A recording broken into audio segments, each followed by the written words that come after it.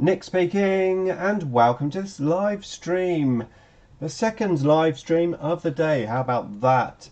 Yes, I am back and I'm painting my Annihilation Barges, and I'm going to try and get a lot done tonight if I can.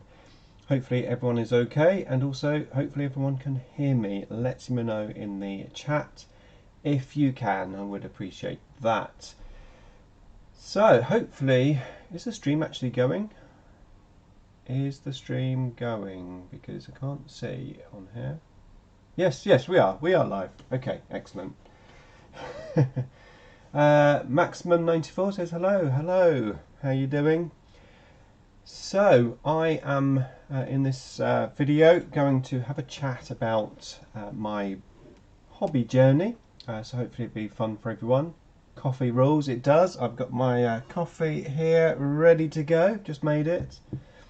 I have just had a bit of a surprise, a shock, in that I've just seen a post on Facebook showing the data card for Imatech the Stormlord.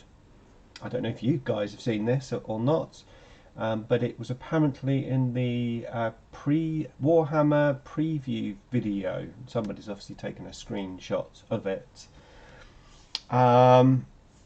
Yeah. I don't know that it bodes too well for us necessarily, but quite interesting there. So a couple of things I noticed. His movement's been reduced to 5 inches as opposed to 6 inches. Sound is okay, excellent, thank you Jar. We also have Crackbone123 in the house. Hello there, how you doing?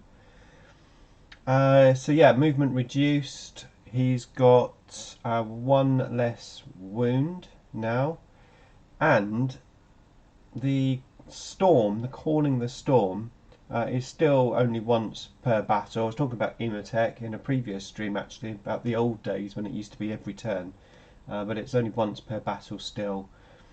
Not only that, but it's now a 12-inch aura ability.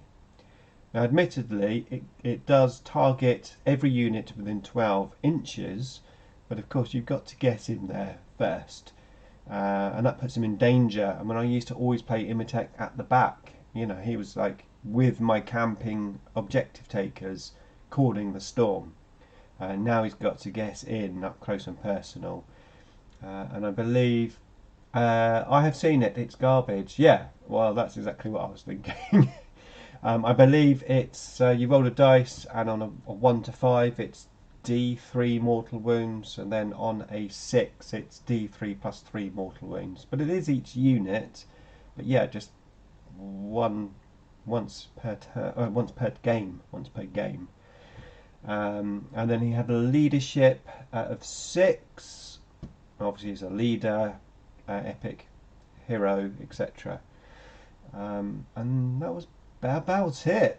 To be fair, it was quite blurry, but I could just about read it. Didn't really look too closely at the weapons that he has because it literally came on. I just saw it just before this stream.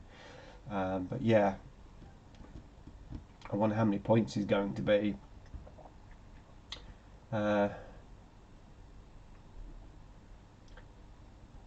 Crackbone from the Discord. Leadership 6, so he fails it almost half the time. What would you say to someone who has fallen a bit out of love with Warhammer? I was gifted a monolith from my girlfriend a year ago, and I've wanted it since the first reveal trailer, yet I have 0 motivation to build and paint it. Now that is a tough one, because obviously everyone's different, and personally I am always quite motivated if it's something I'm into, but within that being motivated, the things which really motivate me is generally looking at codex and codices and books, maybe reading books. When I was doing my Aldar army, for example, you know, just looking at those pictures, I can just get inspired by the artwork, That helped me sort of motivate me doing my army, but obviously everyone is different. It's so hard. I would suggest maybe doing a little time, set a time. I'm trying to get the words out, but I would suggest setting some time aside a little bit every day. So don't just like throw yourself into it, but maybe just set yourself sort of half an hour a day just to do a little bit of hobby, so that you're not like totally committed, but you're making an effort. And then just like each day, just spend half an hour, you know, scrape a few mould lines off, and then each day it will gradually come together, and maybe you'll get into the habit of doing the Warhammer. Because sometimes hobby is a habit. It is a habit, let's face it.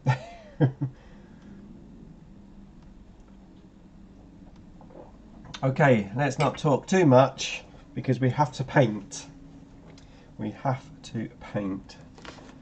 So this morning before work I did the first layer of the green, so we're basically doing the next layers of the green. I've still got the paint here on my wet palette, so I'm just going to basically crack on with this. I was using the 0 brush and the 000 brush for some of the really small bits, I believe. We'll find out when I start painting. So yeah, I've been to work today. I come home, had dinner, watched Love Island. Yeah, I got forced into watching Love Island by someone else in the house. But then we did watch Voyager, so that's alright. Great advice, Nick. It's what I've had to do. Keeps me interested but not overwhelmed. Yeah, exactly. Yeah, exactly. Right, here we go. Now, I am going to need my magnifying glass because old man eyes. So let's put this light on. There we go. It's on. And I'm going to move this forward so that when I lean forward, hopefully you can see me a bit better. Let's have a look at the camera angle. Right, there you go. Yeah, that's better, isn't it? I noticed on this morning's stream two things. That one, basically, when I was actually painting, like my face was almost out of the screen, but also I forgot to put the side light on, so it was a bit dark. But there you go. So, yeah, as I said, I was going to have a little chat about my personal sort of hobby journey, how I started, and just run through the 20 odd years that I've been doing the hobby and how it's sort of all transpired, really. I thought that might be quite an interesting topic to talk about. I have of course covered it all in the past, but I haven't, you know, a good number of new subscribers since I last did that, so yeah, I thought it'd be quite interesting. I don't know if anyone else asked this, but what do you think of the Imitate the Stormlord data? Yeah, the data card reveal. I've literally just talked about it. Yeah, it's not that great, is it? It's not great news. He seems quite similar to what he was. A little tweak on that Call of the Storm thing, bit of a nerf on some of his stats. So not great news. But ultimately, I suppose it depends how many points he is. Because if he's cheap enough, you know, then might not be so bad.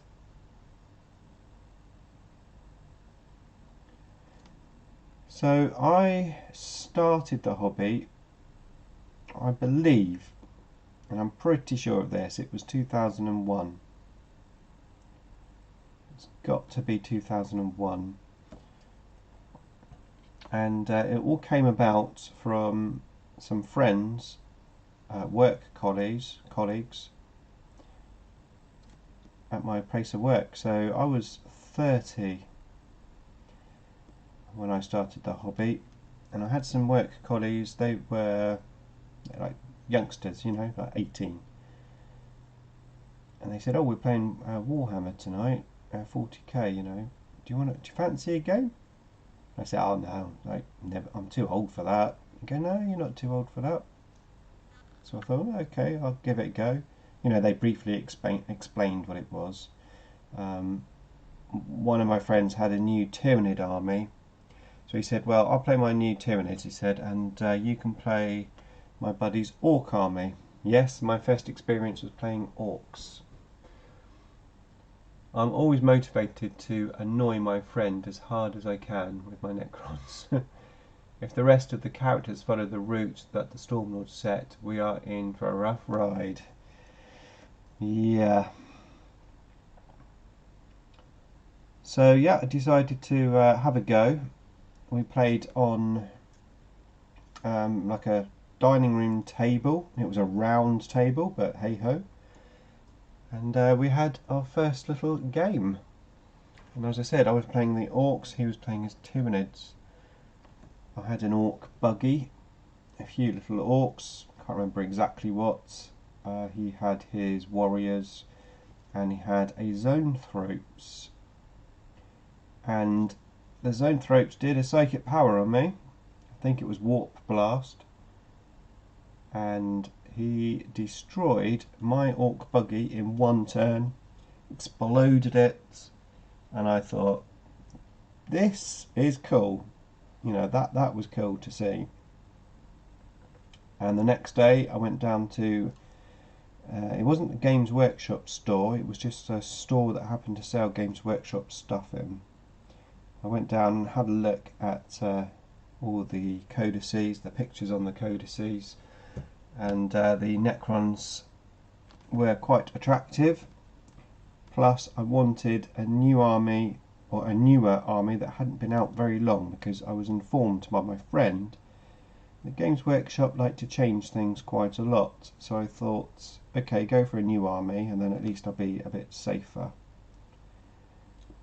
As it was, that codex didn't get changed for 10 years, so it went on for quite some time. So yeah, I saw the picture on the front of the codex and I thought, Necrons look super cool. And back in those days, Arnold Schwarzenegger was big on the TV stroke cinema, and of course we had Terminator, which I was a huge fan of, so that was another reason why I liked the Necrons.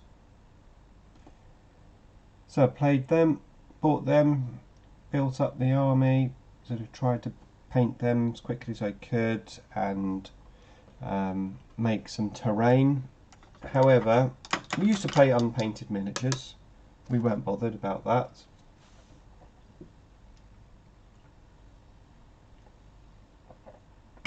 I just learned how to play the game. My buddy was a very good teacher. He taught it all, you know, he taught how to play Warhammer fairly. He was very fair.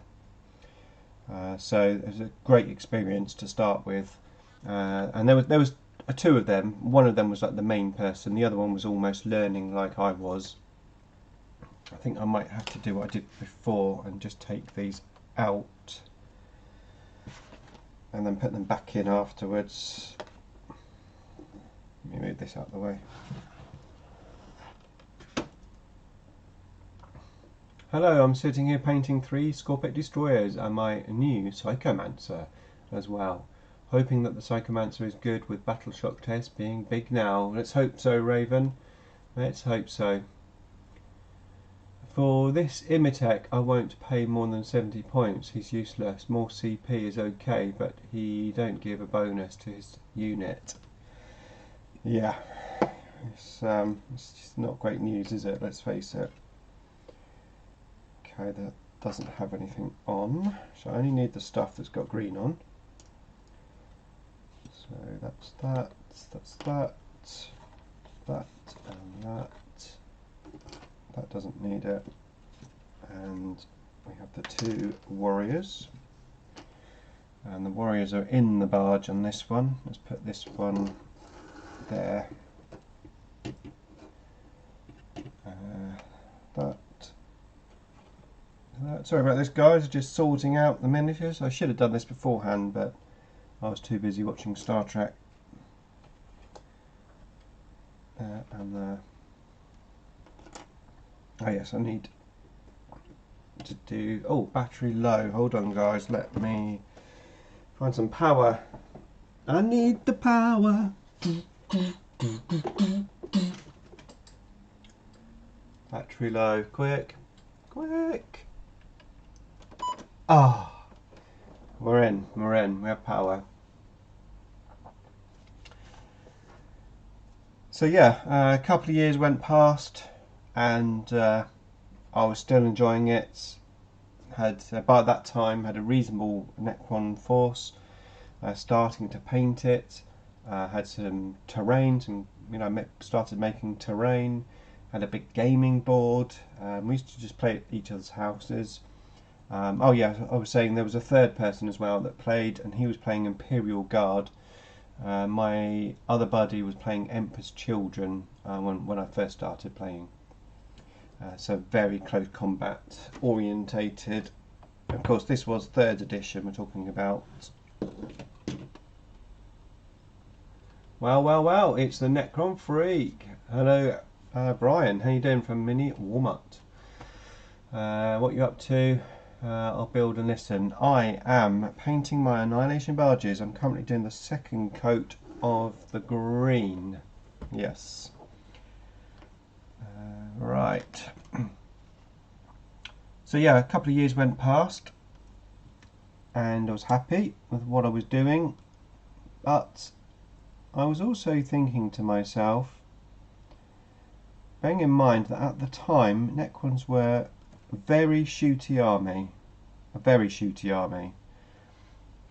and my buddy was playing this Emperor's Children army, and I wasn't doing very well in the assault. So I was starting to think to myself, maybe I could get a 2nd army and maybe have an assault orientated army. And then Games Workshop released the Eye of Terror campaign, like a codex. So I'd look through that. So did my buddy, and he decided to do the Lost and Damned army that was in that codex. And I decided to do the Space Wolves 13th Company, which were a close combat orientated Space Wolves army that didn't have any vehicles because they were lost in the Eye of Terror, and they had some great modelling opportunities. They had to have chaos armour plates amongst their normal armour.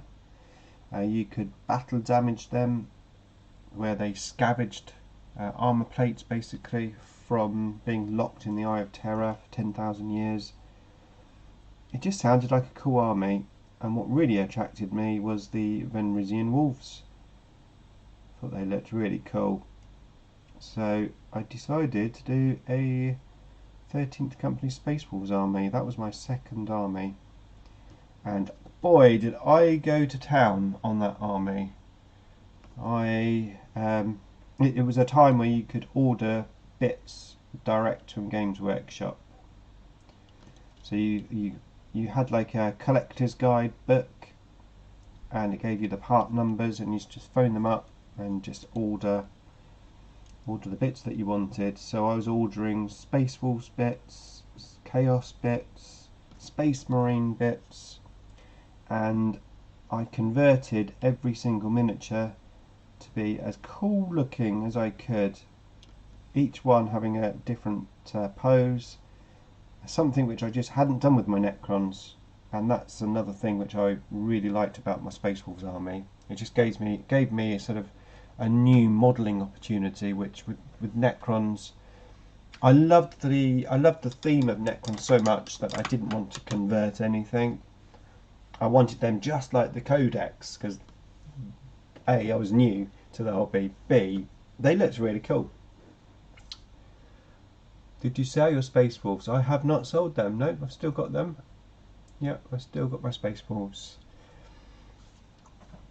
Alright, let's go over to get some of these smaller bits out the way. I'm using a 000 brush here, and I'm just doing the Necron symbols. Well, I have just noticed this morning I've overlapped that, so I might have to get some of this. Got some old black paint here. I'm just going to touch it up a bit. Always touch up when you see it. Never think, oh, I'll do that later, because you always forget.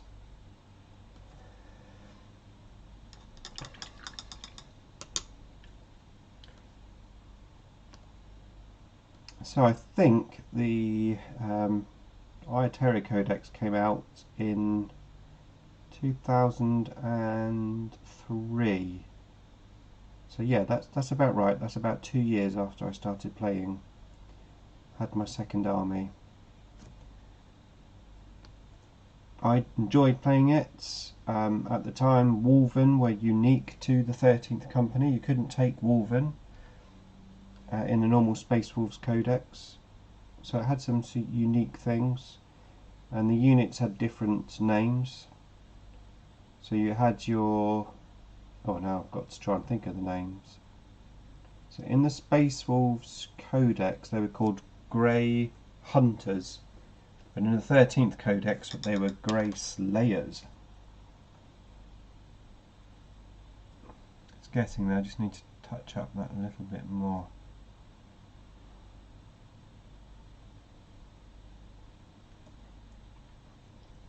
Right, that's looking good.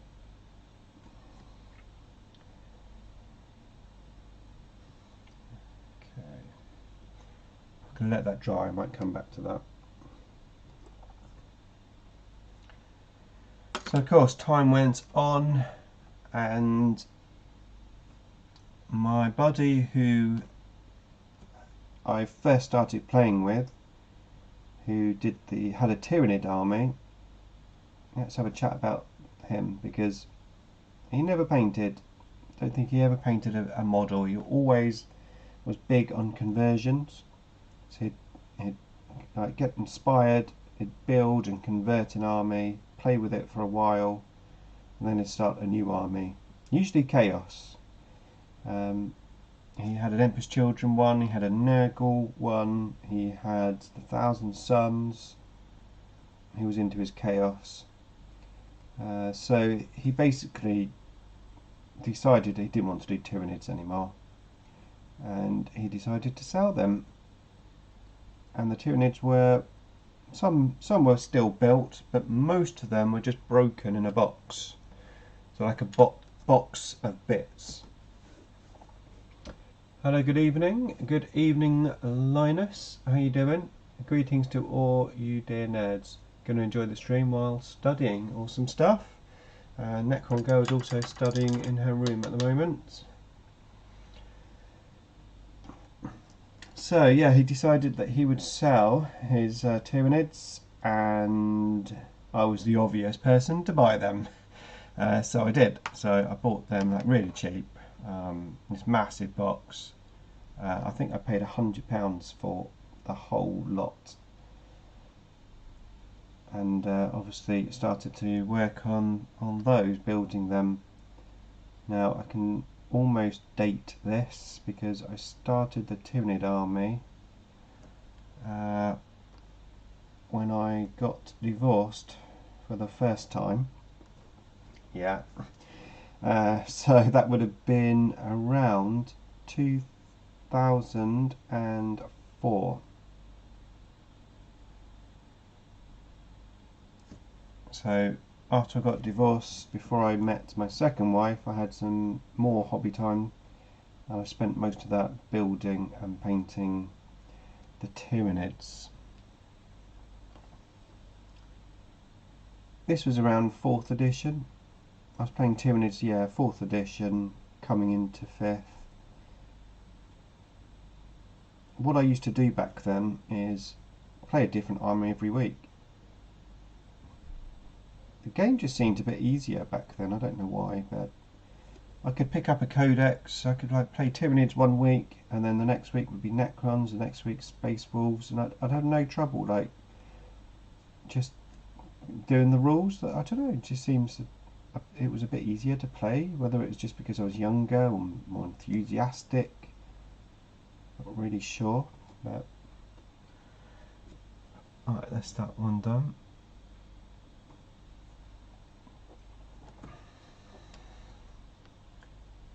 Let's do these front pieces. All of this, as I said, has got one coat already, so I'm just doing the second coat. And all these small pieces will only need 2 coats.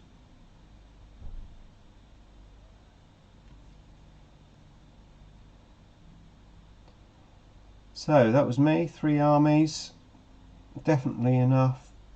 Didn't need any more armies at all. 2008 comes along. Oh no, let's skip that a bit. Oh, now I'm getting confused with the times.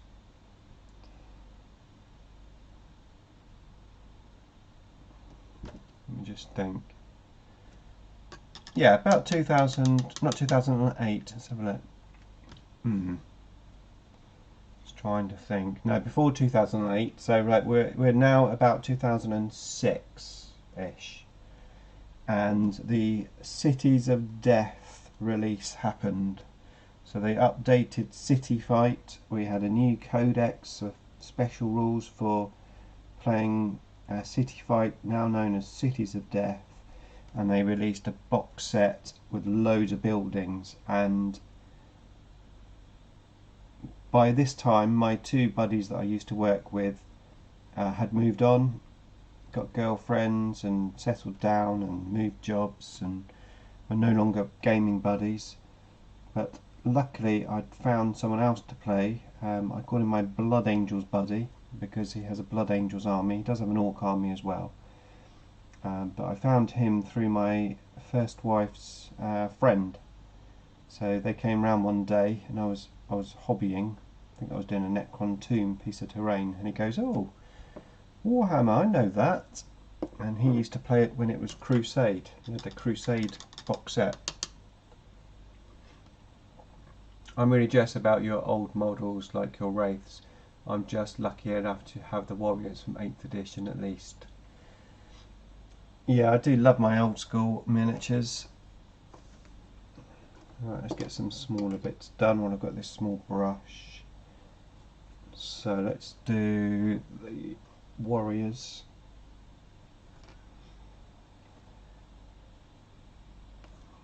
So yeah, luckily I had found someone else to play, which is really cool.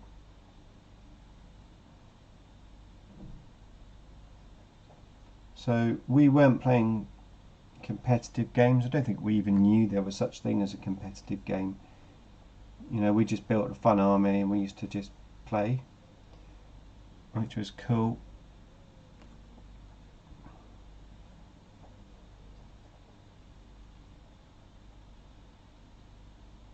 So we decided to do Cities of Death because it looked like fun, and I wasn't quite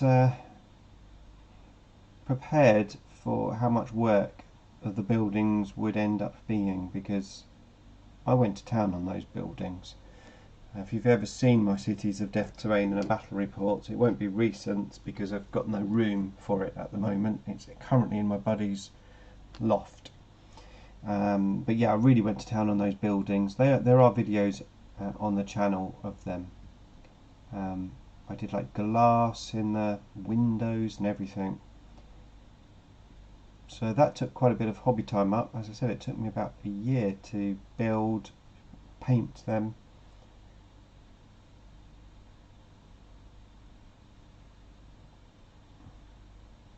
I need to do his eye again, it's not very bright.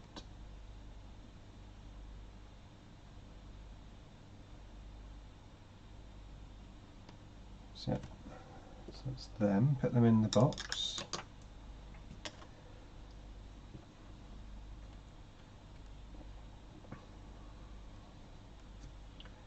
Let's check these out.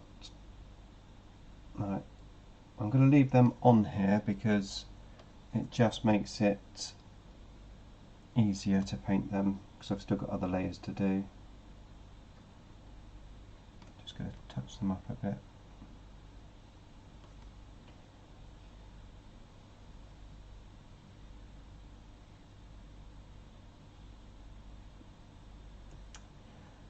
So then we are moving into 2008. I sort of skipped a couple of years there. And in 2008, which is when Necron Girl was born, I was coming home from work one day, walked past a charity shop, and in the window was a brand new boxed Eldar Farseer and a box of Eldar Guardians. I think they were like £10 for the whole lot, which was like really cheap. Might have even been cheaper than that. I can't remember, but they were cheap. So I went home. So walked past them, went home, said, "I've just seen these. Can I buy them?" I said, "Yeah, okay then." So I went back, bought them, and then it's like, right, now I need to buy the Codex, which was more expensive than the models I just bought, and then that escalated into quite a big Eldar army. So yeah, I ended up having Eldar. Yes, my fourth army.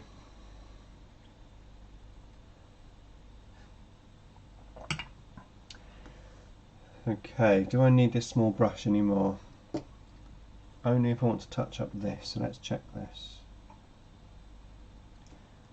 Right.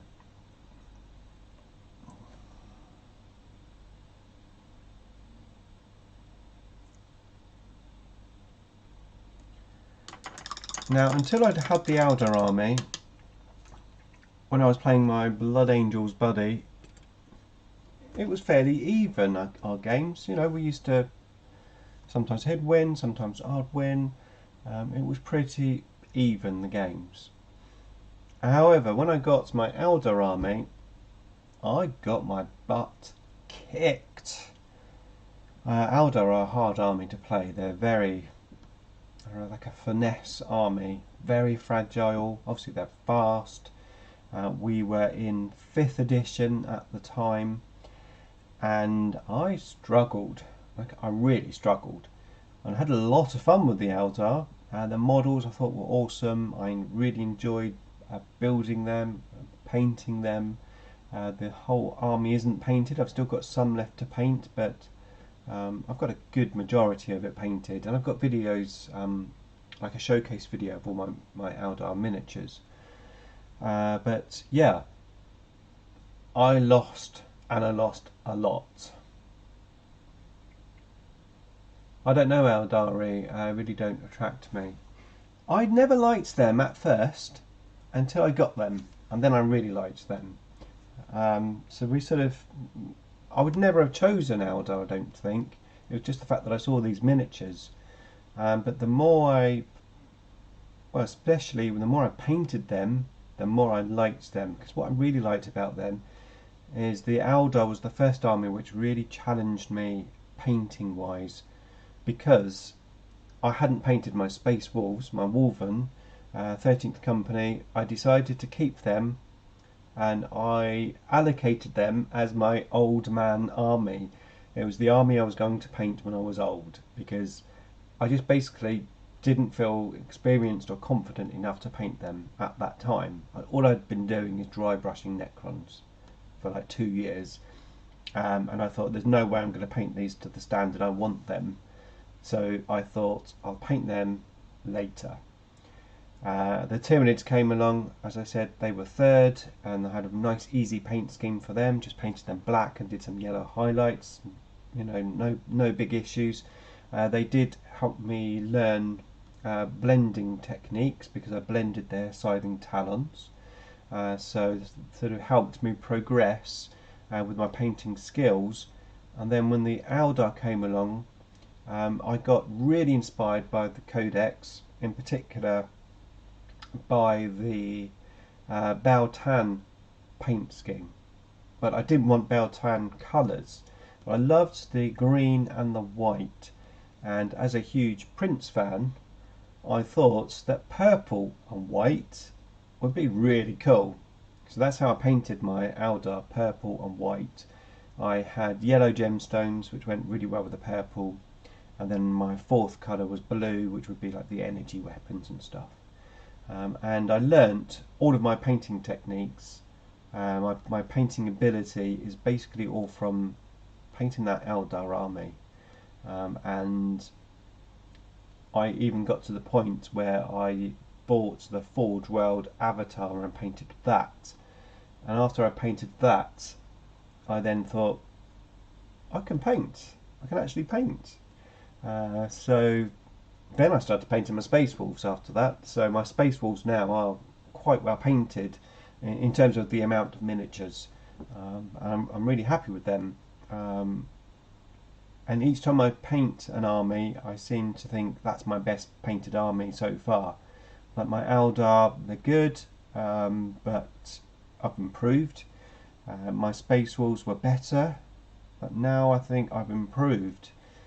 So yeah, it's interesting how different armies bring different things for you. My Necrons, my Tyranids, they brought fun on the tabletop. My Eldar brought my painting skills and my painting ability, my interest in painting, more than what they did on the table. They're not my favourite army to play on the table, not just because I lose every week, but they don't gel with me so much on the tabletop. Right, Nick, stop talking paint. I need to paint. Let's change paintbrush. So we are now around 2009. Well, it is 2009, I know that. Beginning of 2009, I've got a 6-month-old baby. I've got 2 young children who see me twice a week, and I've got my armies, which I played, well, once a week. I used to play every Friday night. Me and my buddy used to get together and play some games. However, I was coming home every week losing. I was losing every week, and whilst that's fine and okay, there's only so much losing every week you can take, and at this time the internet was starting to be quite a big thing.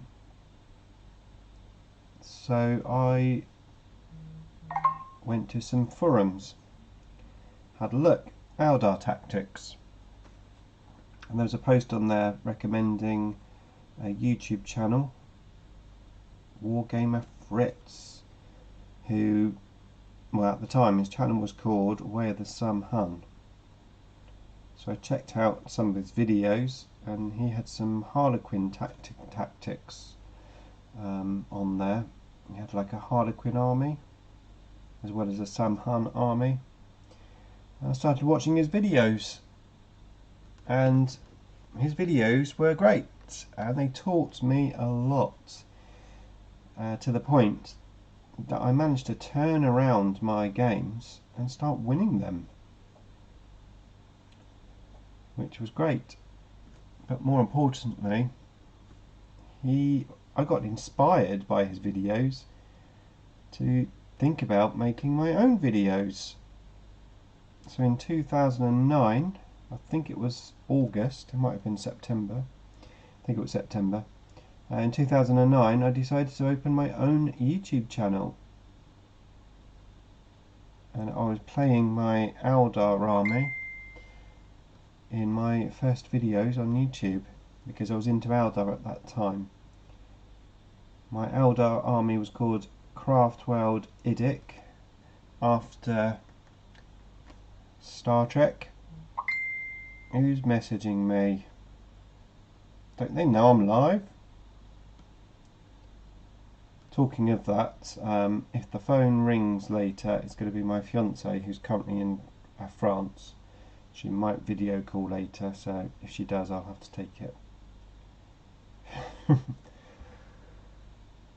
That's Richard. Richard, I'm live, mate. I'm live. Leave me alone. So yeah, I got inspired and started making YouTube videos, battle reports at first, and then it sort of just transcended from there. Now, where Sam Han, Wargamer Fritz, his channel was unfortunately taken down by YouTube, so he had to open another one, but you can find him. Wargamer Fritz is his channel name. He does all different types of games. He does a lot of BattleTech stuff these days as well.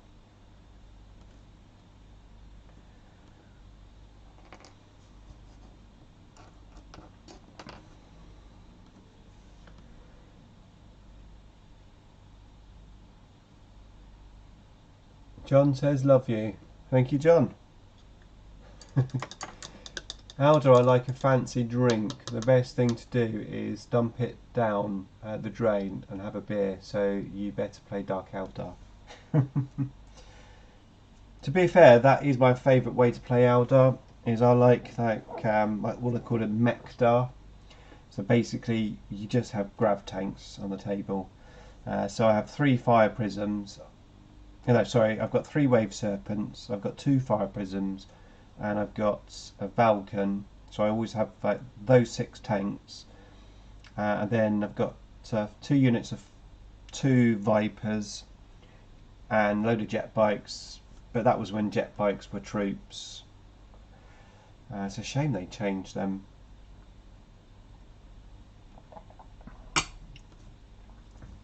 Right, how are we doing? Let's do... oh yeah, I'm doing this.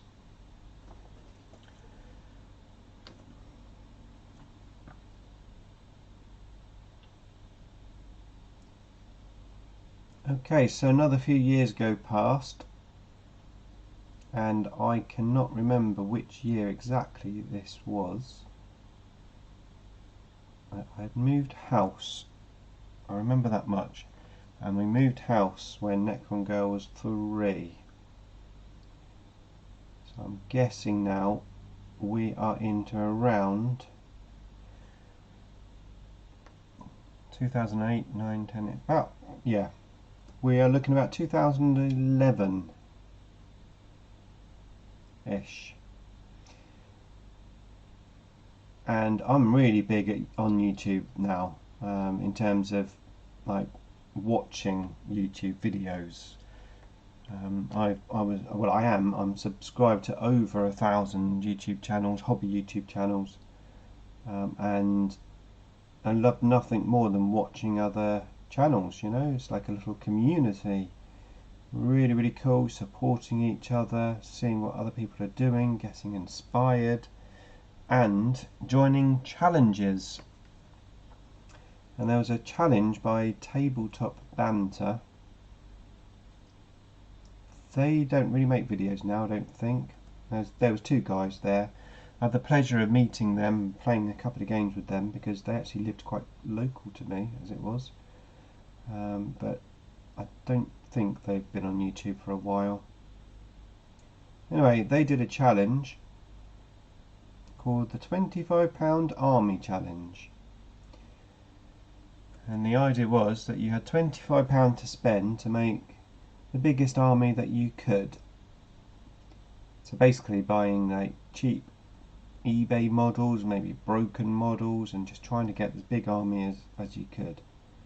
And I thought, this sounds like a really cool idea, maybe a fun way just to have a little extra army.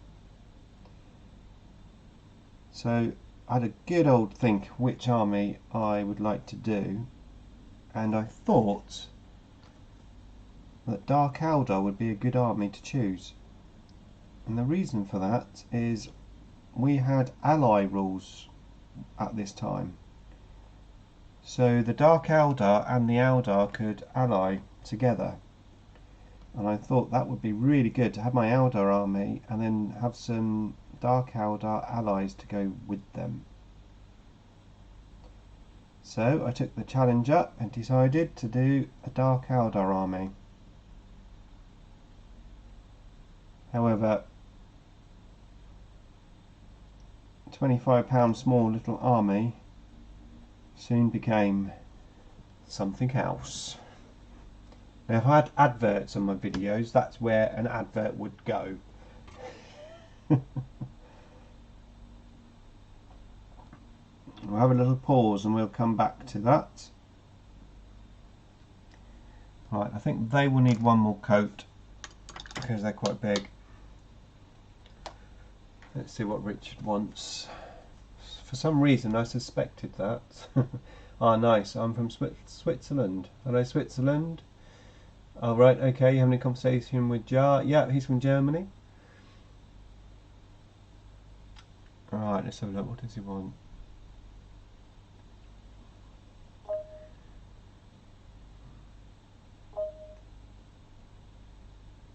Oh, he's working. He's sending me pictures of his stomper that he's working on. You probably can't see it, but that's his stomper. Thanks for that, Rich. I'm not looking forward to facing that. I'm live, laugh out loud. Right.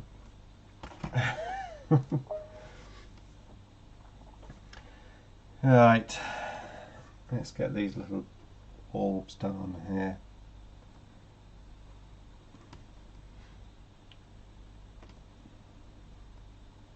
So I made a video saying that I'm going to do the challenge and Dark Eldar is my army of choice, and set out, you know, that what I had to do basically, get as big army as I could from the £25.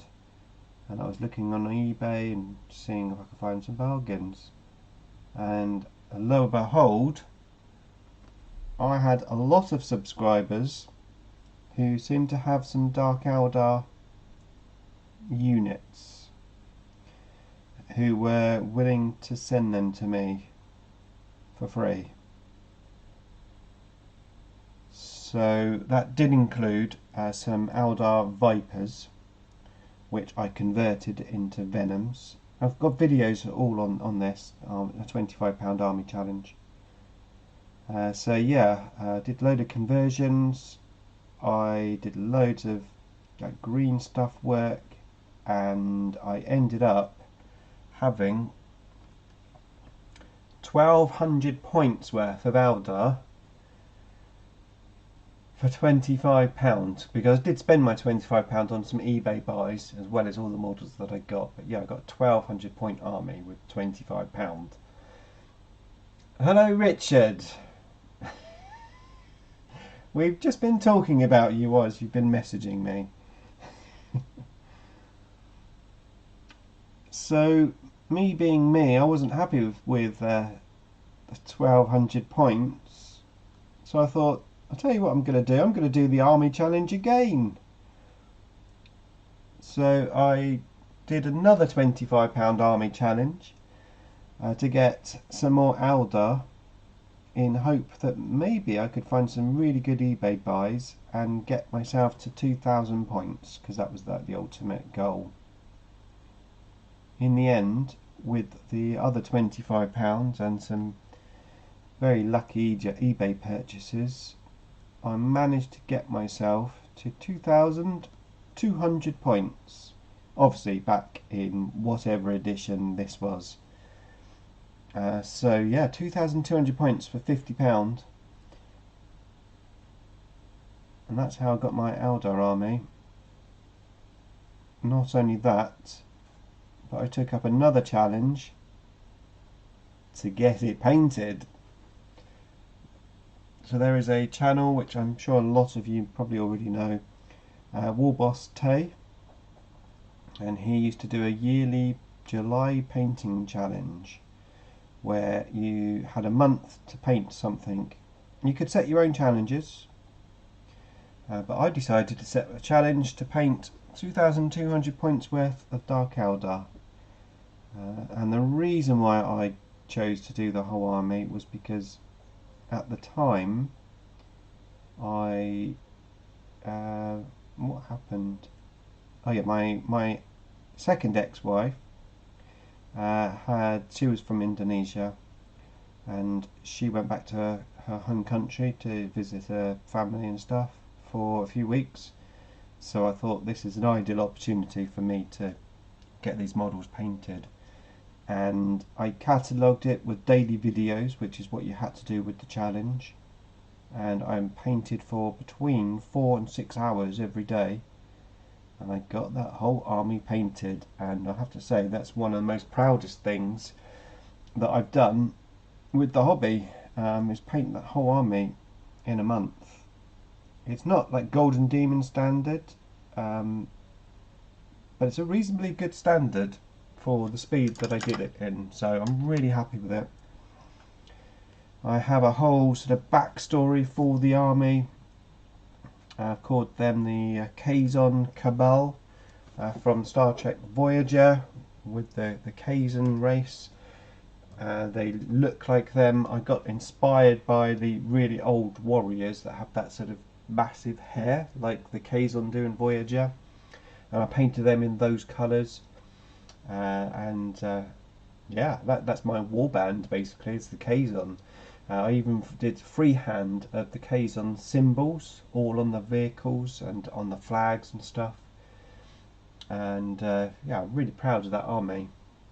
For the speed that I painted it, it looks pretty cool. However, I vowed not to add to that army. That army's it. It was bought with £50 and it was painted in a month, and that's the army. It's in a Games Workshop case, one of those horrible new cases that they did with the foam which sort of opens up and there's not like holes. It's terrible. It's a terrible case. But the whole army's in there. That's it. I'm not expanding it. I have what I have. So that's how I got my Dark Eldar army, and I haven't actually played it that much. I've played it a few times, but not that much.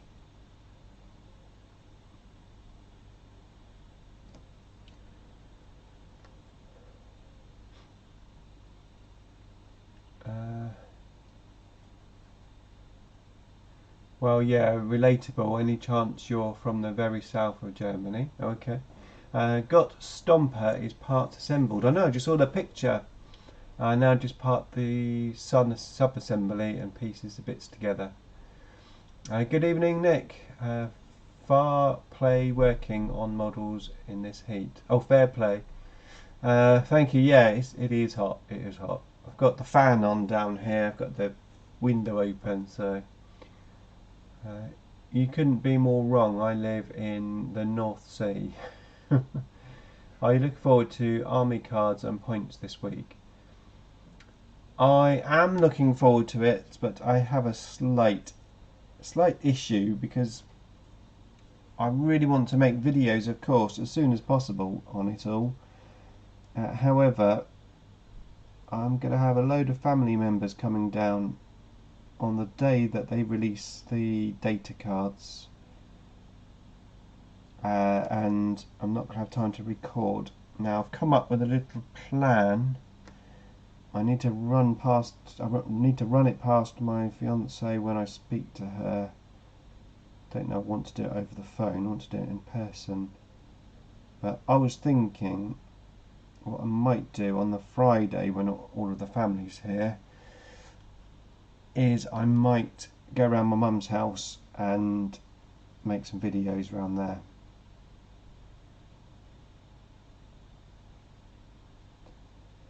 So I might be late to the party on those videos, which is annoying because obviously it's a golden opportunity to, you know, try to do well with the channel. But there you go. I might miss the boat on one of those early bird type scenarios. But that's okay. Hopefully my videos will be worth the wait.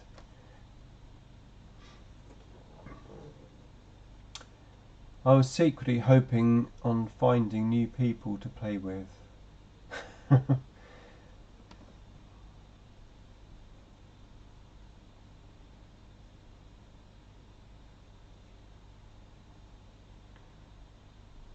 So, yeah, as I said, that was around 2011-ish, and from then on I didn't have any new armies for quite some time. So I spent the rest of that time, I spent quite a few years painting like all the models that I had. My Eldar, there was loads of Tyranids, my Necrons, of course. I mean, in 5th edition we had a load of new Necron miniatures, so I was buying those and painting those, making loads of videos, and that's what I was doing for quite a number of years. I was given by a very kind subscriber a massive box of, well, all different types of armies that I had. So I had a load of Eldar stuff in there. It had some Space Marine stuff for my son, who was into the hobby at the time, and he also had some Chaos stuff in there. A lot of Chaos stuff in there. I think it was Alpha Legion. So I always thought at one point I might do a Chaos army, but it never really happened for quite some time because I was just busy getting all my other armies finished effectively.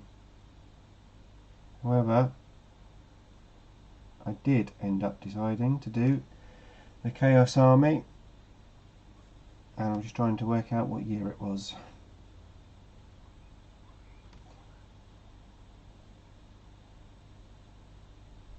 Okay, I can tell you exactly what year it was. So it was in 2017. I decided that I would start in January doing the Year of Chaos. The plan to build and paint my Chaos army. Right, this one is finished. This one, let's check it. Just need to do that orb. However, which army was I going to do? Well, I enjoyed painting my Space Wolves 13th Company army with Emperor's Children pieces of Chaos armour plates, basically pink. And we all know what army is pink in the Chaos Space Marines. Emperor's Children.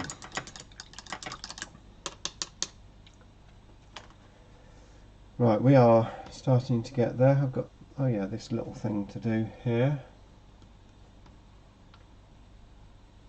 Hey, what can you do when you have real life stuff comes up? Yeah, exactly. You forgot the real life and sink into fantasy. Depends what real life stuff you're talking about.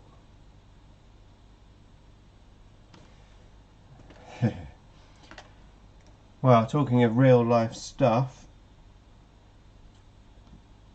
January the 1st I was starting my Emperor's Children army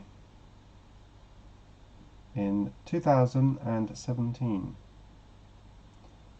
However, 2 days before the end of the year, so what was that? That would have been the 29th of December 2016, I discovered that my second wife was having an affair.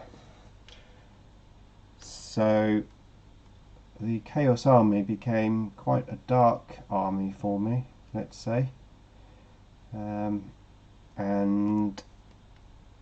inspired me with the army quite a lot. So I poured my heart and soul into that army, into the converting and building of it.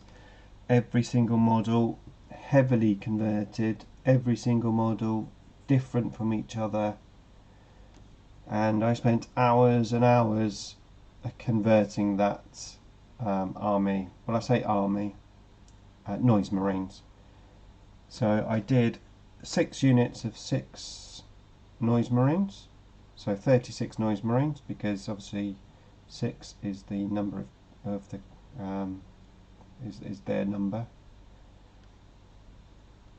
And yeah, along came my Emperor's Children army. I did a whole video series called Saved by Slanesh. Hello, we have Lance. Hello, Lance. Yeah, a whole video series called Saved by Slanesh, because Slanesh did save me from quite a dark place. And I really enjoyed doing that army. And I did then start to paint it as well, and I painted it to the absolute highest quality that I could possibly paint, and it's definitely my best painted army. It's not a whole army, it's basically a converted demon prince and 36 noise marines, but they're all painted. This army is not a competitive army, it's not anything but an army to look at. I suppose you could just say it's a showcase army. I want to add 30 demonettes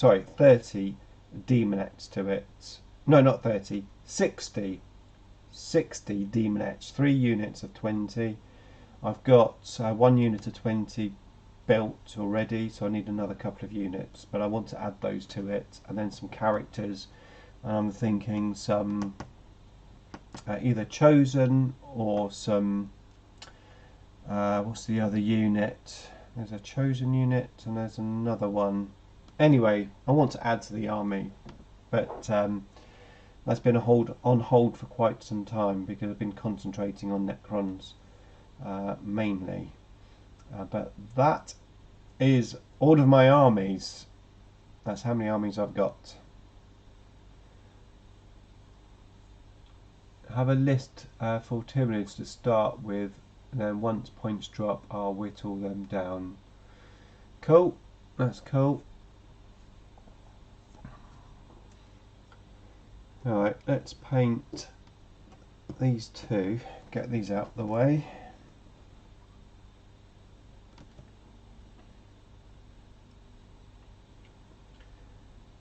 So yeah, obviously I've been concentrating on all of the new Necron releases, so I've now painted every model that I bought on that new Necron release, and I'm back to working on some older models that I had still to paint.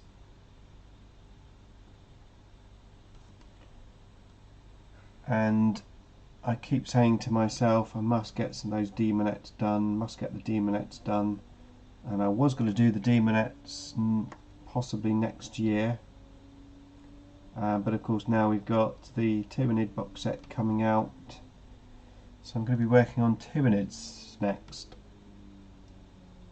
Sorry, not next, this year, sorry. I was going to work on demonettes this year, but I haven't.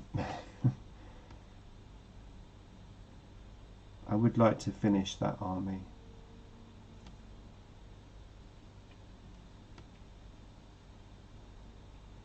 Especially as I've realised that the older I'm getting, the worse my eyes are getting, and if they get too bad, I might not be able to paint them to that high standard which I've done already on the other ones.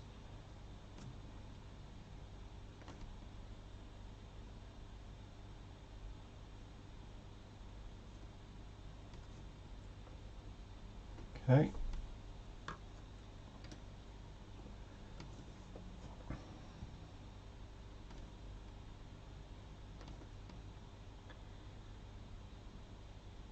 So that's my journey. Now I want to talk about journey regrets. And now this is totally unplanned, because I thought I'd be talking about my hobby journey for the whole of the stream, but that went quite quick. So let's talk about hobby regrets. Do I regret any of that?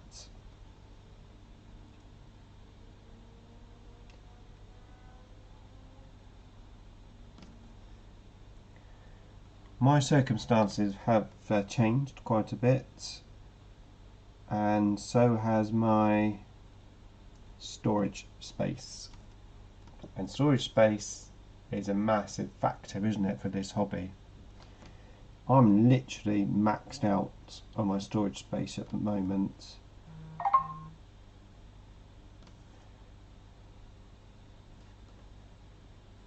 I, of course, do not regret the Necrons. And my Necrons obviously are my main love, my first love, my biggest army, and I love them. And of course I've made the channel now more Necron based because of that, but you know, the reason why it says Necrons and more is because I have those other armies as well, and occasionally I might want to feature them or talk about them or play them. So that's the whole idea of that. Alright, let's just check these ones. The army which I regret the most is my Space Wolves, because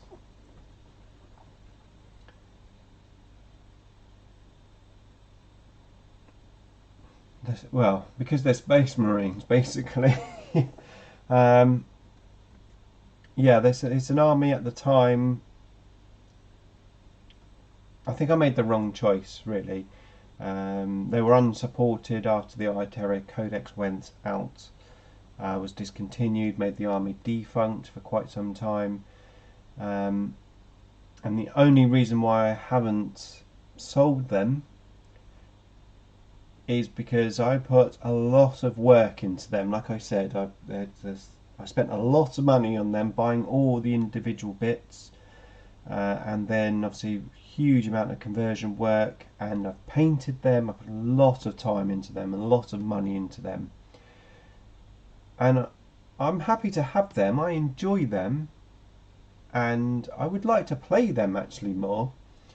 But if there was one army that I could say I probably regret, it's that one.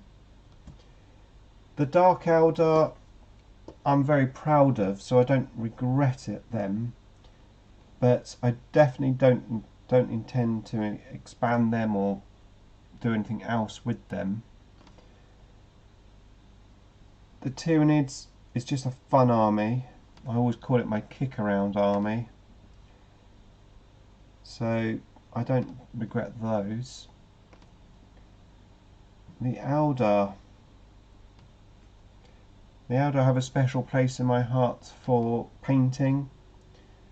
The army which sort of helped my painting skills, but my least favourite army probably to play on the table, even though they look cool. When I play my Eldar, that's what I do. I just stand back and think they look really cool, and I enjoy them from that perspective, but not necessarily from like the gaming perspective. The long and short is, I don't regret my armies because they're all special in their own way, but in many ways I wish I hadn't got them. I could have had a much bigger Necron force if I hadn't spent all the money elsewhere in different armies. And obviously when I was playing all the armies every week, like a different army every week, then it's fine, it's no trouble. But when you're not playing the armies and they're just stuck, like in the cupboard, or in my case on top of the wardrobe, then you think, you know, was it worth it? And then obviously the older you get, the more you think, there's not that much time left for me to maybe finish that army. There's not much time left for me to do much with it. So is it worth me actually having it there? I've always said I'd never sell my armies because, you know, you get seller's regret, don't you? but if I could advise anyone, I would advise anyone to definitely not have 6 armies. But I do believe it's worth having more than one army. I would suggest 2 armies, 2 main armies that you can have, so you can vary your gaming experience, and then any other armies that you get, just limit it to a certain points level. Combat patrol, potentially now, the way GW have done it, could be a good option. So yeah, if you have a few armies or you want to try a different army, go for a combat patrol, and I mean, unless you absolutely fall in love with that army, probably don't make the army too big. I only regret selling any of my old armies. The Heretic. You're like next Tyranids. I think Tyranids would look great painted in the same colours as the Arachnothrids from Starship Troopers, black and yellow. Black and yellow is my scheme. Yes, the same. I'm now 20 years old. With 11 years I started Dark Angels. I wish I didn't quit back then. It's a tough one, isn't it? It is a tough one. I've definitely experienced different views as I've got older and my life circumstances have changed. I mean, you don't really want to be regretting anything in life, you know, if you can help it. Things happen, you know, you just got to, it's just chapters in a book. That's how I always see life. It's like a chapter. You know, you finish the chapter and then you move on to the next one. Sometimes you end up finishing the book and you need to have a new book.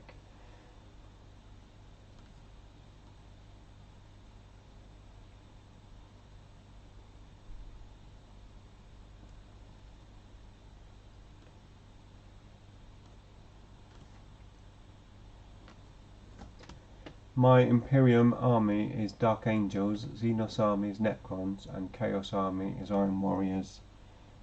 Yeah, three armies, probably enough.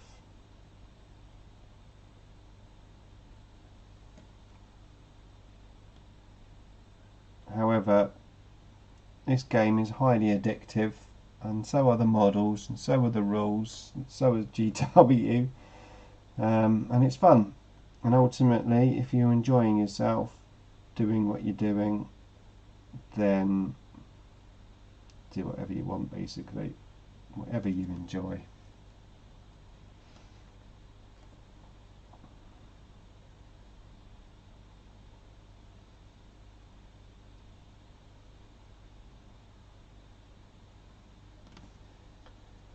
It's that one.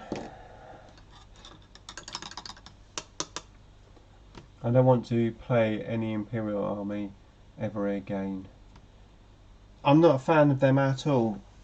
I got away with the Space Wolves a bit because they have the Fenrisian Wolves in, and in my mind's eye they're like the Xenos side of the army.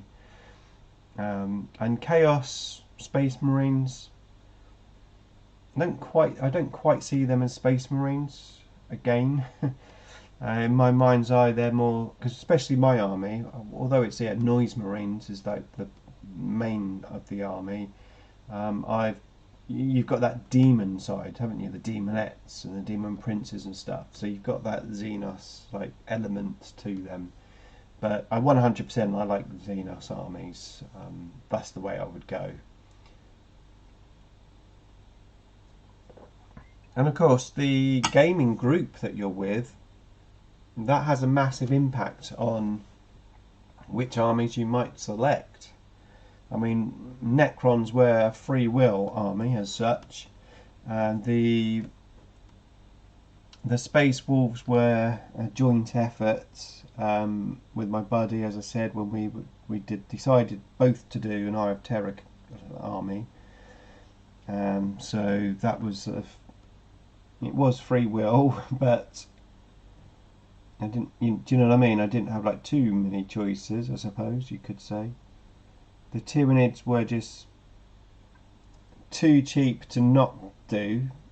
You know, that very cheap to do that army. So that was the Tyranids. The Eldar were supposed to be a small allied force, which turned into a much bigger army. And the Chaos Demons were an army that was basically given to me, which the truth is that I didn't actually use any of the models that were given to me, because I was doing Emperor's Children and I started from scratch, and I used a load of Spellcrow bits for them, for the sonic guns. So I actually still have all of those. Of course they're mini Marines, but I still have them all. So I never did Orcs because my buddy had an Orc army with his Blood Angels. We had a Grey Knights player that I used to play against, so never going to do Grey Knights. I had somebody to have Imperial Guard, as I said, so that was out the window. We had another buddy who had a Tau army, and he also had a Demon army, so those were out the window, because you don't want to play armies that your buddies have, do you? You know, you always want a different army. It's exciting choosing a new army, let's face it. But if you've got buddies with certain armies, you'll definitely put off.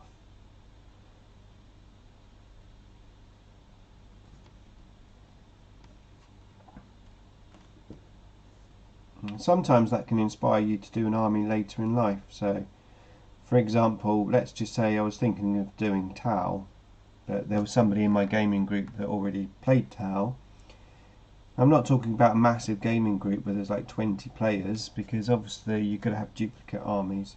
I'm talking about, you know, a small gaming group of like 3 or 4 players. But obviously as time goes past, the gaming groups can change. As it is, sadly, my Tau buddy passed away a few years ago. So if I was inspired to do Tau back then, you know, I have an opportunity now, for example, to do Tau, because there's no one that I play or know of that plays Tau. So your gaming group definitely has an impact on what you play. I've missed this massive orb here this morning, so let's give it its first coat, and then I can come back and do the second one in a minute.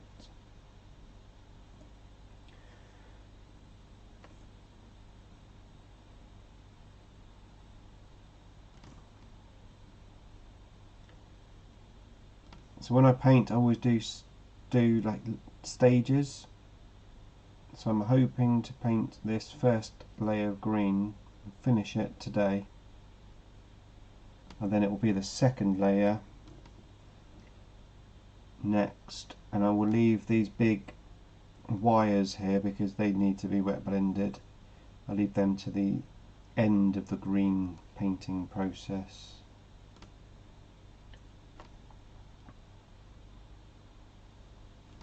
I mean, to be fair, once this green is all done, there's not going to be too much else to do. I've got some gold to do, touch up some of the silver, do the bases. I'm definitely going to have them done before 10th edition. It's just a case of will I have them done before my fiancée comes back home on Thursday. So effectively I've just got tonight, tomorrow night, Tuesday I'm out, Wednesday I am off work, however I've obviously got to do some housework before she comes back. so it's going to be a case of, can I get them done by then? Probably not, but you never know.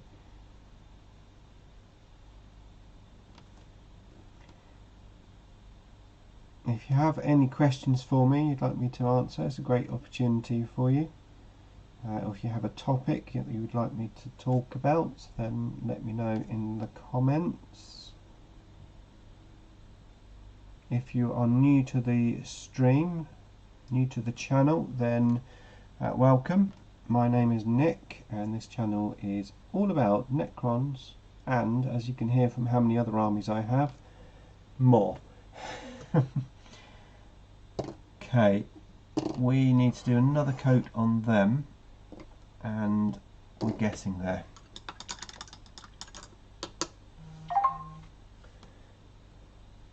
Ending nice and long. Good to see you, my man. We should chat some more sometime.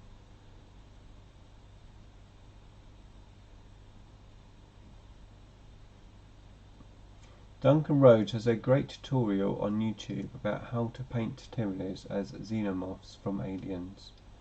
Yes, yeah, Duncan's he's cool, isn't he? And is it Blue Tabletop? They used to do the conversion bits for Aliens, for Tyranids, like the old alien heads and stuff. Obviously you could probably 3D print them now, like everything else.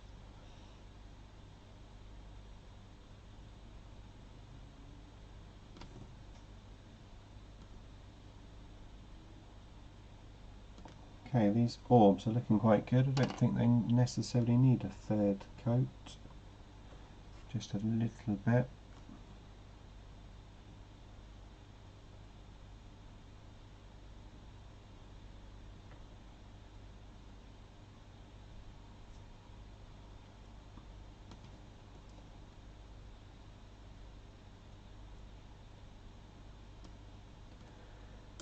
Okay.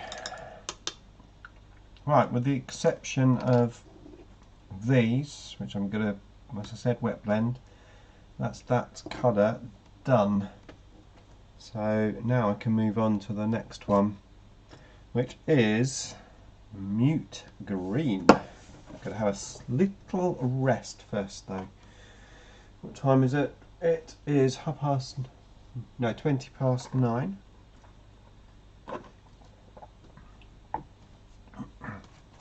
You see what these messages are? Snooker, so I need to let them know I'm playing on Tuesday.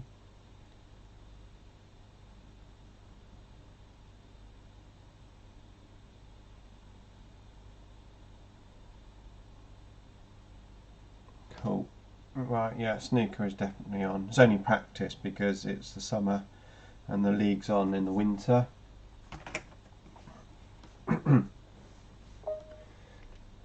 Right, let's have a look. So we've got 14 people watching. Thank you everyone. We've got 13 liked, so almost 100% success rate on liking the video. Appreciate that.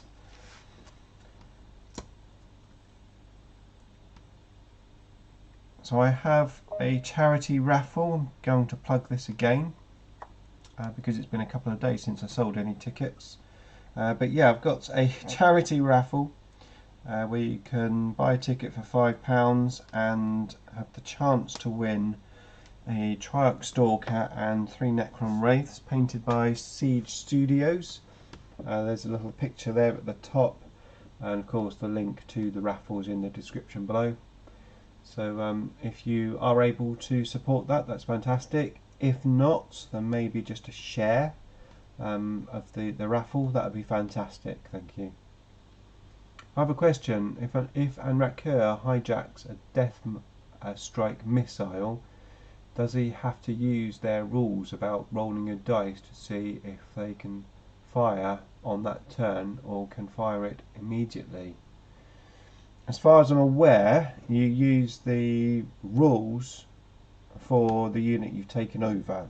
It's been a while since I played Rakur, and I can't 100% remember, but I believe you just use the rules, the firing rules, so whatever those rules are, that's what you use.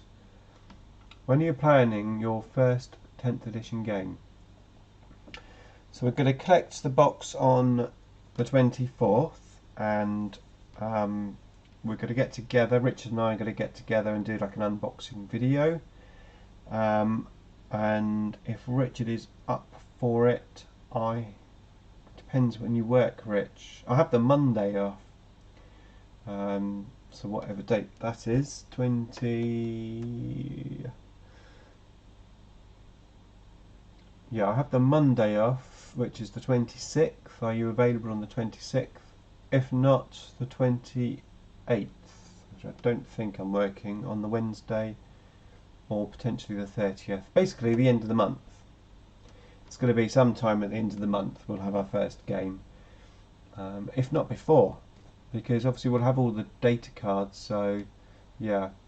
Hopefully soon. I'm just waiting on the data sheets. Yeah, as long as we've got the points and the data sheets, we're going to be pretty much ready to go, aren't we? I mean, is there going to be anything in the on the 24th? Is there going to be anything that we're not going to have rules-wise? We're going to have our data sheets. We're going to have the points. We're going to have the core rules. So if you play the core rule mission, you could basically play beforehand, can't you? I'm going to sleep. Have fun. Thank you, Jar, for joining in again. I really appreciate it. Have a good night. Sleep. Have a good night's sleep. Okay, now this paint is fairly watery anyway, but I am going to add just a touch of water. I just have to make sure, because there's a slight danger of it going too watery, and then it just doesn't go on very well. So I'm just going to test it basically. So I'm just going to do the second coat on everything. Not second coat, second colour. So this is going to be the first layer of the second colour. And I'll need at least 2 layers, maybe 3 on some of the bigger stuff. So let's get one of my old ones which I've painted and just see how I did it. I've got like an unusual, I think I've tried to blend it a bit, but I'm just going to paint it straight on there. Going to layer it. Okay, here we go. Let's test out the paint capacity. Yeah, that's about right.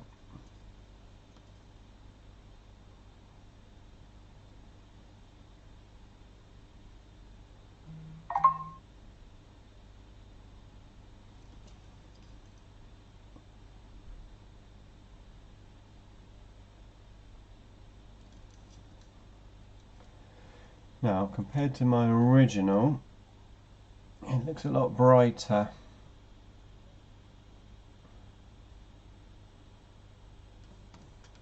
But then my original has the varnish on. And my original was painted with a different colour, because that was with, what was it called? Scorpion green. And of course now we've got mute green. And mute green is definitely a slightly different colour.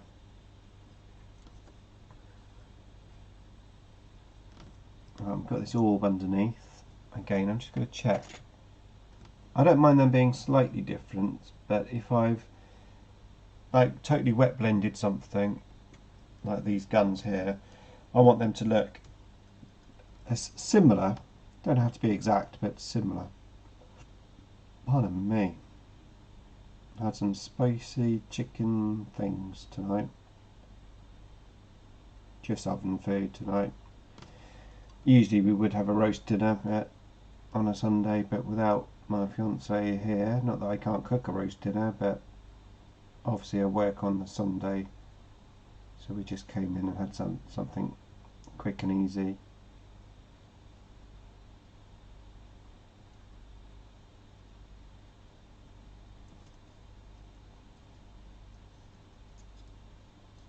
As I said, I'm going to do like several coats on these anyway, so this is just the first like rougher layer.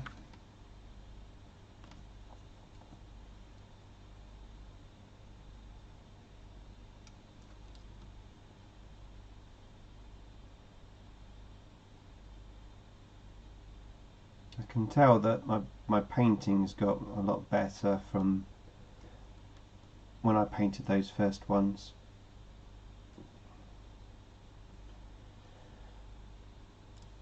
Right, while I'm here, I'm going to go to the small brush and do the eyes, because the warriors are on this one and the warriors are not on the other one, so I just want to make sure I don't forget to paint these. So I've got the Necron symbol. How did I paint that before? When I paint my little symbol, what I do is I paint around the circle and then I just like drag it out so that the whole thing's not green, just like from the middle, so it's almost like it's glowing in the middle.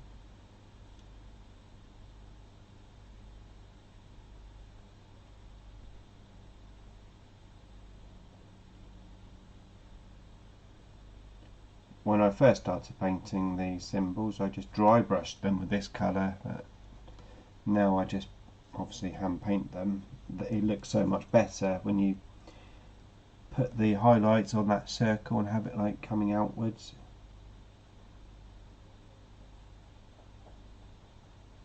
It's a bit awkward to get in where they're glued into the seat already, but this was half built, so no choice. Right, and now the eyes. I've got like an orb on this guy. I believe this is the... one of them's the driver and one's the gunner. Can't remember which is which.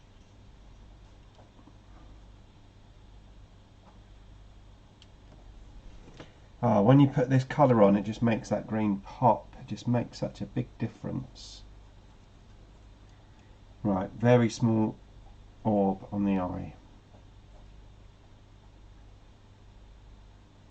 And then the eye itself.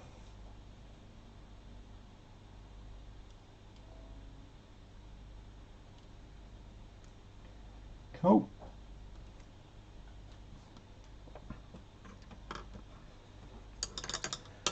Right, now let's get the bits out.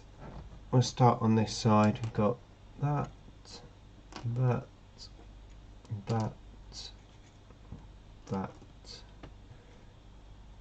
and leave that gun for later. And there should be a hand with an orb. Sorry if it's very loud, I'm right next to the microphone. I can't wait to see the new points cost. I just hope our characters are nicely priced for what they do. So when is the party for 40k at your place, since the wife is to be gone for a bit? The party is now! You are here. You're in my house right now. I'll fly in from Switzerland for that party. I am off Mondays, okay. How about that then, Rich? We could potentially play on the Monday. I will have to tell my fiance that I'm going to be busy.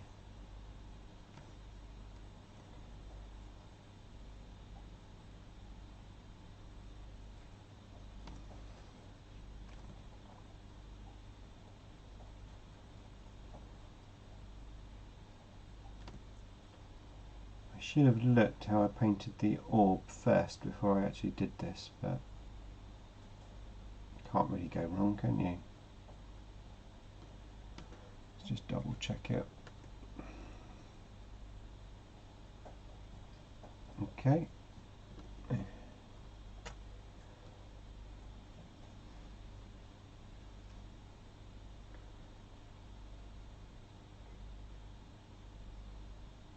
I think what I'm going to do is just get all these little fiddly bits out of the way. They'll need 2 coats and then I can just put them back in and then they're done. So let's do the front deck.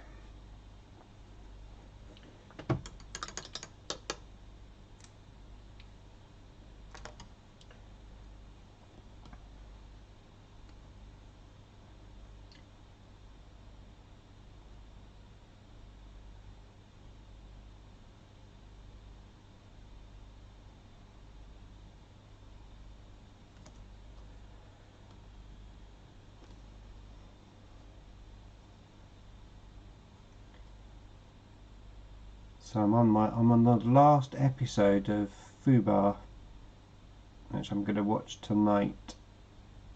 I've really enjoyed it. It's been a fun series. Not quite sure what I'm going to watch next. Any ideas? Has anyone been watching anything which is good you could recommend?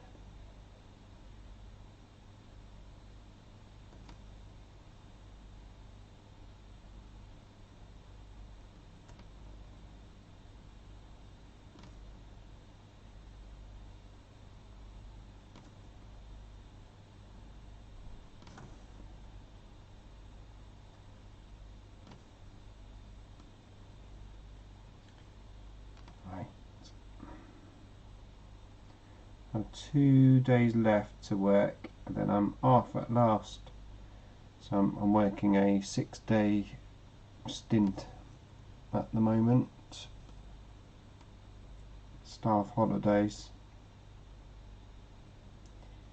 There is a period in August, I think it is, after my tournament.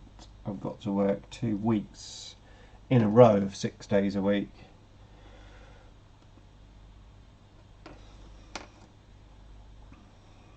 Okay, so I'm going to need to switch to the smaller brush. Are you watching for a series or something to watch whilst doing other things? No, definitely something to watch properly as such. But I am waiting for The Witcher, and I'm waiting for Star Trek Strange New Worlds Season 2. I'm not quite sure when they're coming out, so I think Witcher is supposed to be quite soon. So I don't want to commit to something too long, too many series. I watched Wednesday before I watched Fubar. That was good. That was like a dark Harry Potter.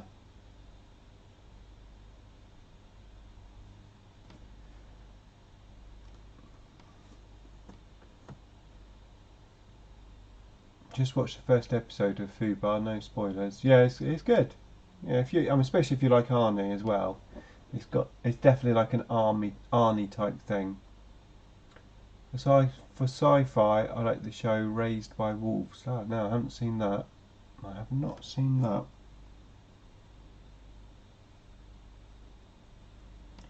I was watching Manifest. I was watching it with my fiance, so we watched season 1. We were getting into it. We watched the first X amount of episodes. I'm not quite sure what. Let's say about 5 or 6 episodes together. Really enjoying it. Came home from work one day. She said, "Yeah, I finished watching it." I said, "Yeah, I thought you were going to wait for me." "Oh, yeah, but I was bored." So I haven't actually watched the rest of it because it's not quite the same. You know, that was the thing that we watched together.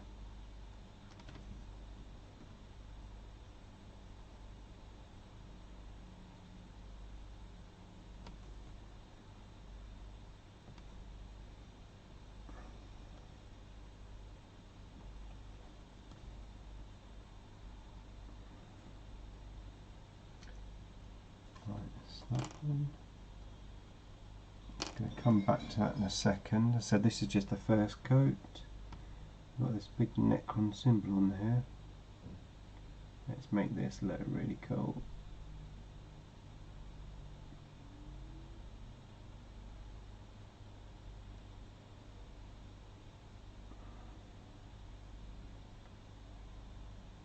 Okay, I made it look really cool, but not looked at how I painted my other one. Same. It's the same. I know what I'm doing. It's that one. Let's just check all the others. Second coat on this while I've got this small brush.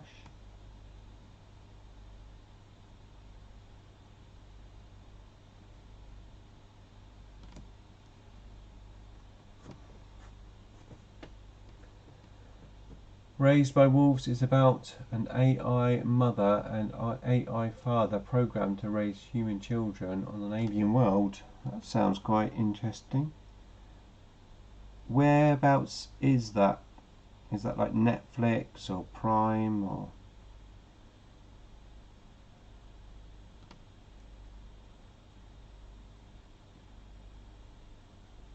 We've got Sky, and we've got Netflix and Prime. We've also got Paramount Plus as part of our Sky package.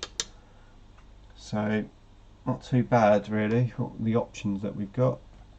Right, so his arm's done. I've got those to do.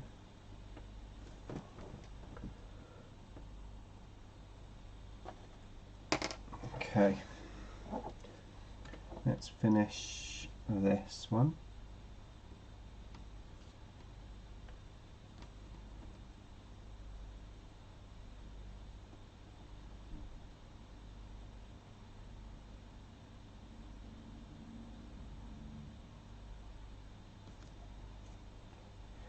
Really starting to take shape now. As I said, once this colour goes on, it's sort of almost finished. Almost.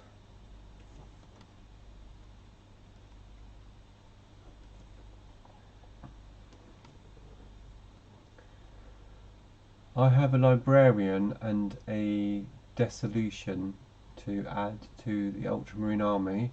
Then the Defiant box set models will make up more. Yeah, I actually really like the models from the Defiant box. Yeah, their models are really cool. I mean, even the Space Marine ones, they're pretty nice looking models, aren't they?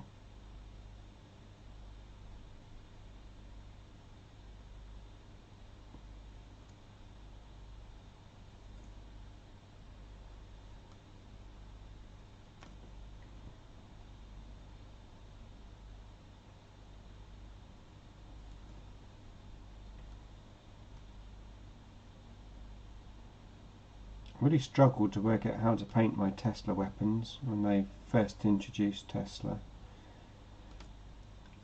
But I managed to come up with a paint scheme in the end, obviously. Alright, second coat on here.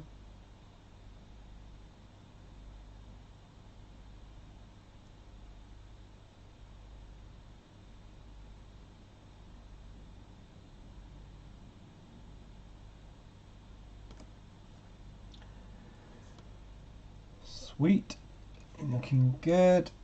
And now the eyes, these guys, and the Necron symbols. Let's do the eyes first.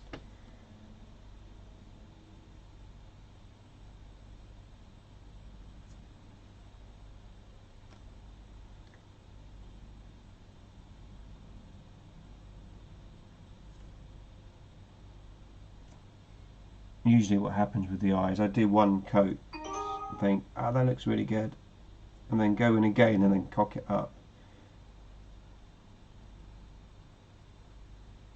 If I do my Necron eyes wrong, it's not a problem. What I do is just get the black paint and I just black in the joint and then wait for it to fully dry and repaint it. It's not usually an issue. However, this one's gone quite nicely, so that's good. Obviously you can't really see what I'm doing very close because I've got my webcam. So I've got two webcams basically, the one on the laptop, which is the small picture of my face, and the other webcam is the one I usually have in my live stream, like facing forward, so I've swapped the cameras around. But it's a nice wide angle one. I very much doubt you're actually watching me paint anyway, you're going to be doing your own thing.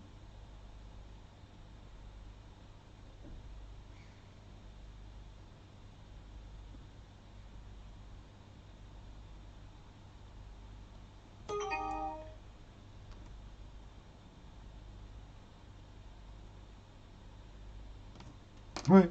He landed on his orb. He's okay. He's okay.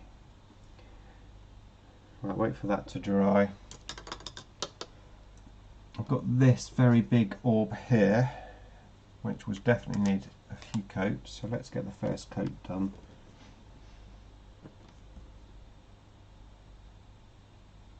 The key is to do several layers thin and not worry about being too neat. The first few layers, just put them down, let it fully dry, build up the colour.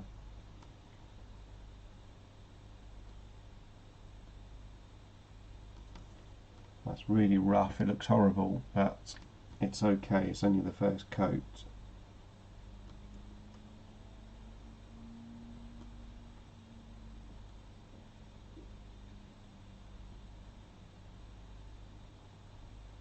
That's it, just let that dry.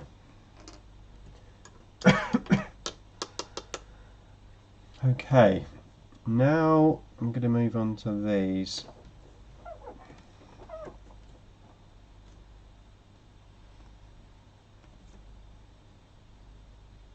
Way too much paint.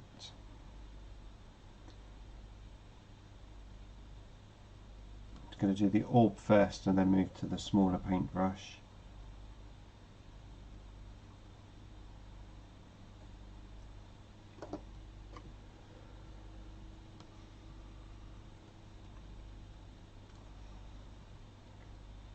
You can see some chats there. I'm going to have a look at that in a second.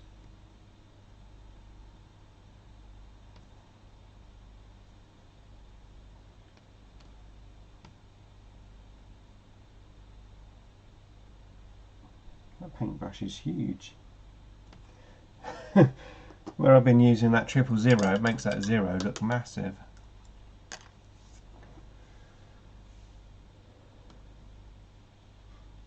I need more time in my life for everything. I'm boxing, want to play Warhammer and also D&D besides work. Time is always an issue, that's for sure.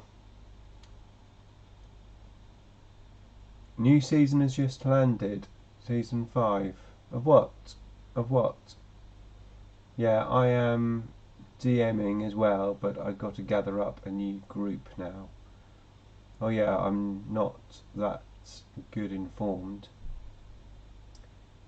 Suits is good, Loki, and Key Stranger Things, Star Trek Discovery, Picard. So yeah, seen Picard, seen Discovery, seen Stranger Things. Lock and Key, I haven't seen. Suits, I've watched some of it. Just rewatch Supernatural. I don't think I've seen that. I've been told The Expanse is very good. I've tried to watch it, but I've only just watched half of the first episode. I just couldn't quite get into it. Plus, I think it's because it seems like a massive commitment, because there's a lot of seasons. Alright, that's a 0 brush. We don't want that one. We want this one. 000. Because we're doing some very small pieces.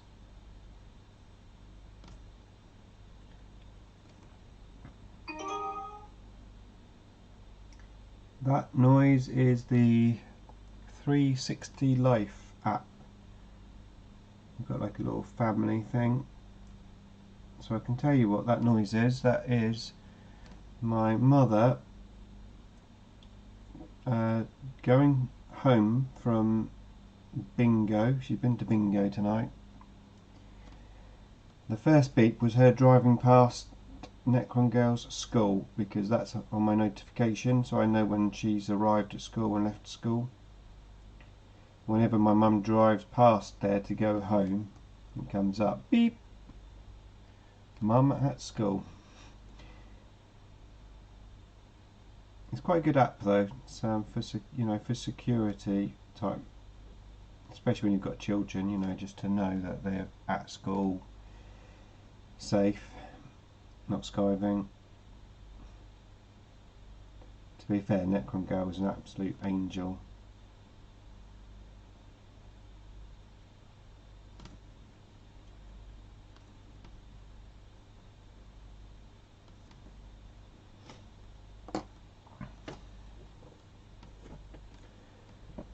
The Expanse was a good watch on Prime. I think I need to have another go at it because I like sci-fi. I think I'm going to like it. Yeah, that's nice to have an experienced group. The Terminators have some real intricate detail on them. Yeah, on the new Marines, and I quite liked the new captain. The one, well, I don't know if it's a captain, like a character. It's the one that in the trailer stabbed a Tyranid, and then like took out his knife, and then if you look at the sword, sorry, and then the sword's got like blood and guts on the actual model. That looks cool.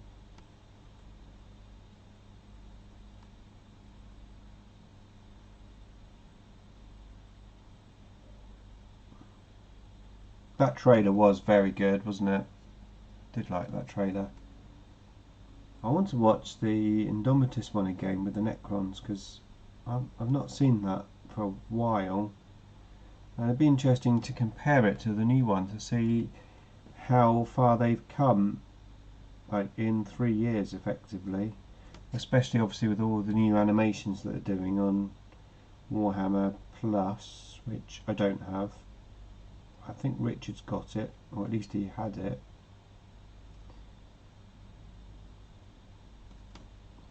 Right, that didn't go in the right place, so I'm just going to go back with that base colour.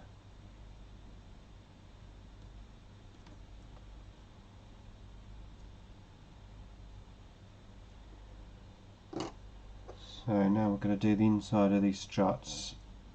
You can't really see this because it's actually underneath the gun, but still you've got to paint it, haven't you?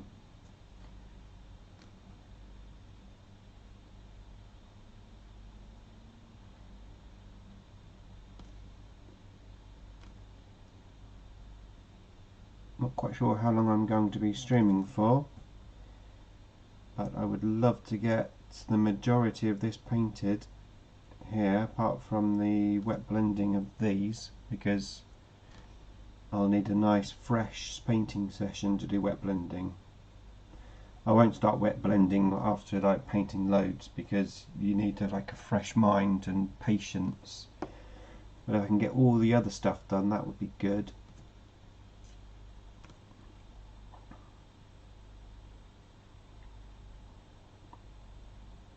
Of course, trying to think of something to talk about, especially after live streaming so much. I've done quite a few live streams, trying to work out things to talk about sometimes can be hard, but it's only a hobby hangout, so I don't have to be talking all the time, do I?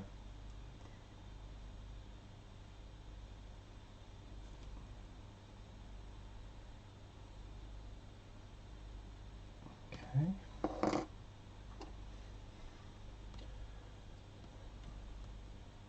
Drummer, what platform that's on? Oh snap, he's painting. How you been, Nick? I've been well, thank you. I met a fellow who works with my dad and was Prince's personal assistant. Oh wow. I may be able to get you some Prince swag sooner than later. That would be absolutely awesome, mate. That would be awesome. Personal assistant. When I was growing up, I wanted to be Prince's photographer. I thought that would be a cool job. Not many aren't. The disappointment for me was the Winged Prime. It's smaller than expected. They are pretty small. And also Mr. Brain, that's quite a small model actually as well. I think for me the standout model is that Screamer Carnifex. It looks awesome. I've not seen The Expanse, we'll check it out. Yeah, it's on Prime. Chaos tomorrow, I believe, for the data sheets. Looking forward to see what is there. Yeah, I don't know how that's going to work with the Chaos in terms of like the demonettes and stuff. Are they good? Is demons going to have their own thing, or are they in Chaos now these days? I'm not really been into it too much, for Chaos for a while.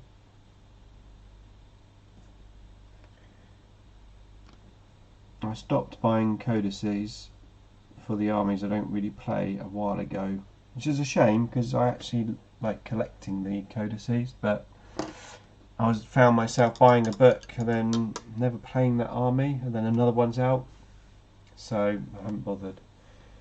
Manifest, yeah, I was talking about Manifest earlier. My fiance has watched all of it. I've watched half of it.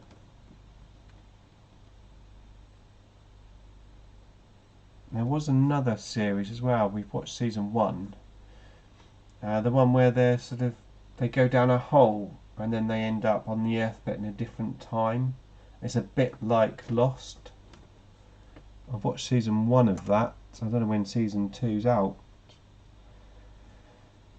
Okay, what I'm going to do now is move over to this side. Don't forget them neck. Move over to this side and do these bits.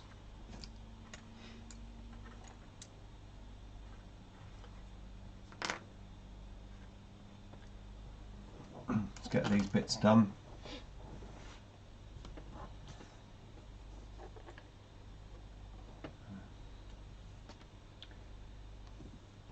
Oh, something there.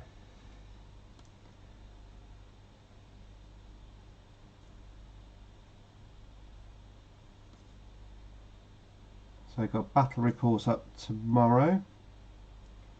My last game of 9th edition.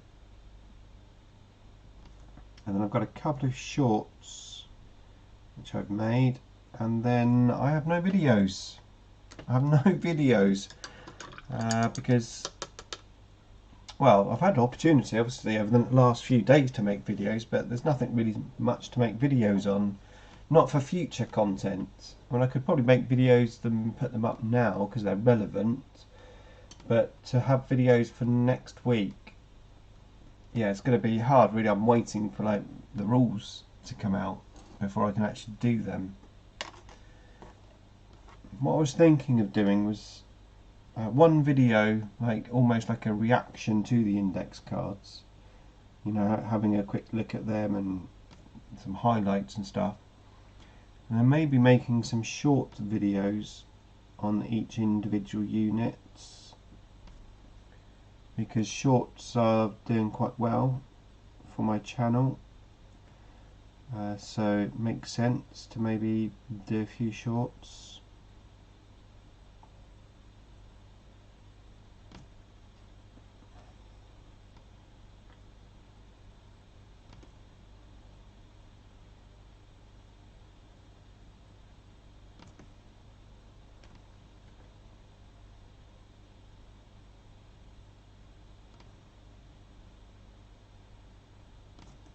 That one. Let's just do this rough coat on here. I'm going to need a bigger brush for that, so let's do this one.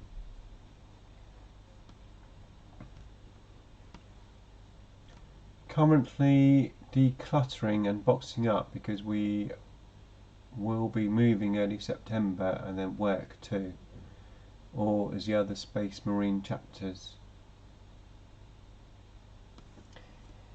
Yeah, moving, that's a tough one. I remember moving from my 3-bedroom house to this place during lockdown as well. Well, not during lockdown, but just after lockdown.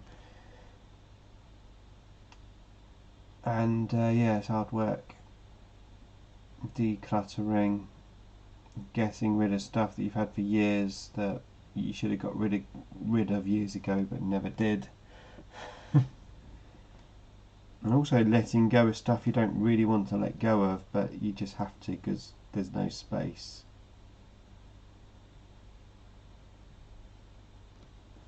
I have a ton of stuff stored at my mum's house,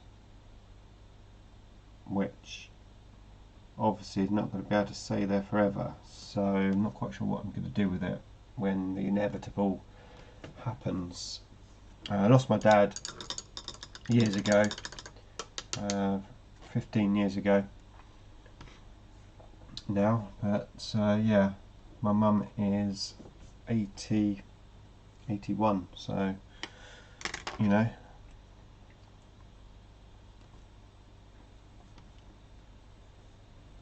Right, first coat on this massive orb, just a quick rough coat, get the colour laid down.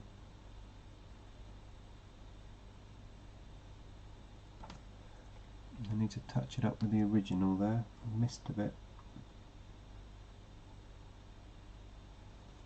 Okay.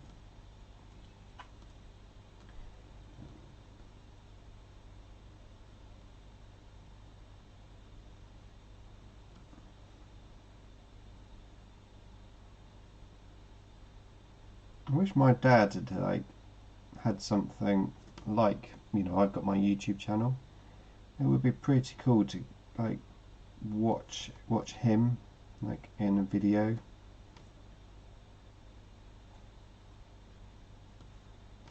So hopefully I'm leaving at least that for my kids. Right, that's those two. Let's go back to this orb and finish this.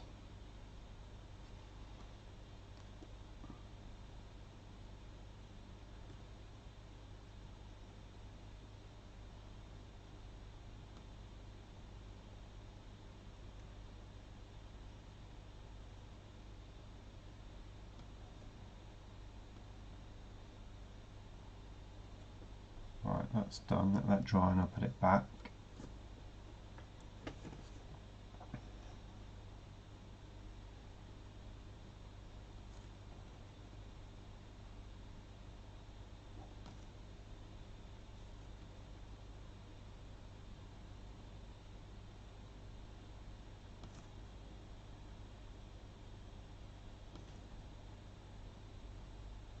Cool, that will need one more layer. That will be dry enough to go back. And let's finish this.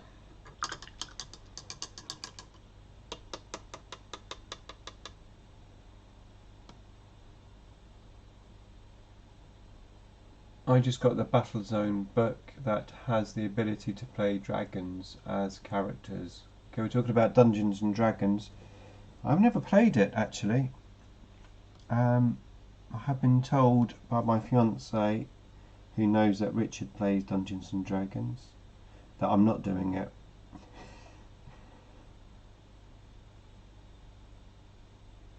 Fair enough. I've never really ventured too much outside of 40k because I'm committed to 40k and that's my bag, and it takes up enough time as it is, so that's me done and dusted.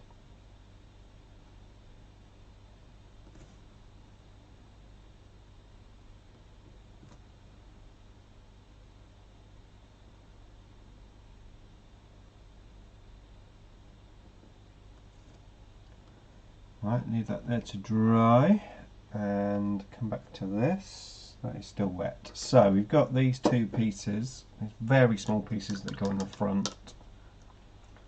Let's paint them.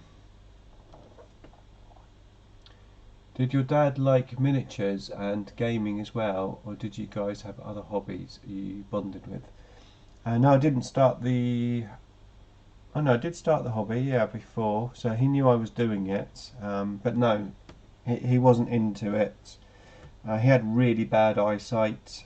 He was his mum had the measles whilst she was pregnant with him, and he was a breech birth as well. But basically, he had really bad eyesight the whole of his life, so he found it very difficult to see. Like this would be almost impossible. But we used to like listening to music together.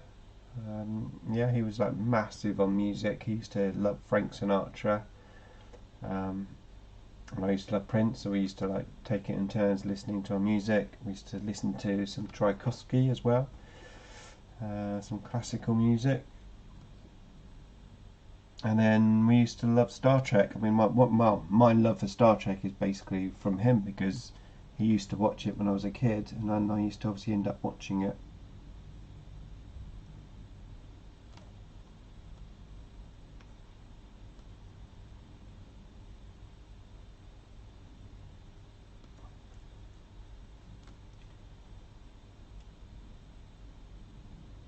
made a promise to my dad that I wouldn't get rid of his CD collection of Frank Sinatra, and he's got like massive collection of Frank Sinatra CDs in boxes around my mum's house, and I've promised my dad that I wouldn't get rid of them. He understood that when I died that they would go, but I did promise him that I wouldn't get rid of them personally, so I need storage space for them as well.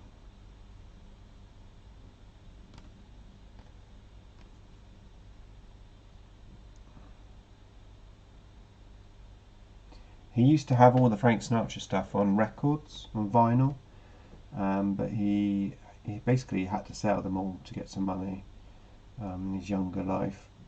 And then when CDs all came out, so he rebought them all on CDs, like remastered and stuff.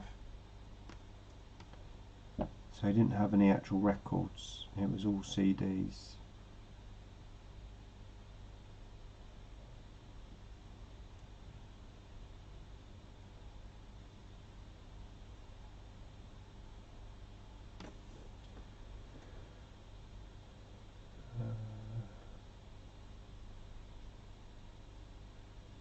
It's the other Space Marine chapters, then Chaos.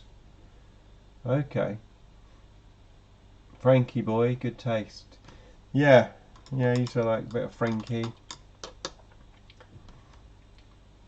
Yeah, but I thought the Neuro Tyrant had decent look, but yeah, it was smaller than what they portrayed.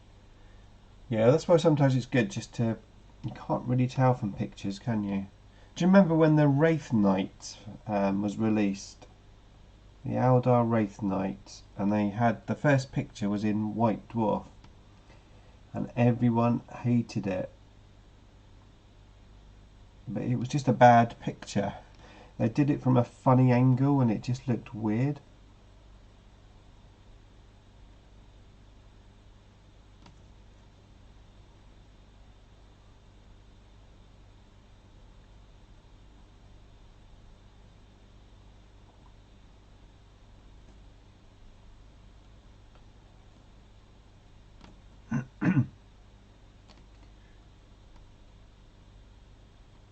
Right, do this one.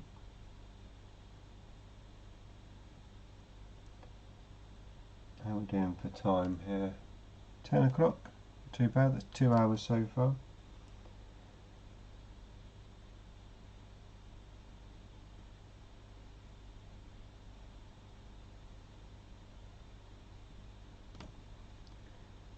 Paint, Nick, paint. I am painting.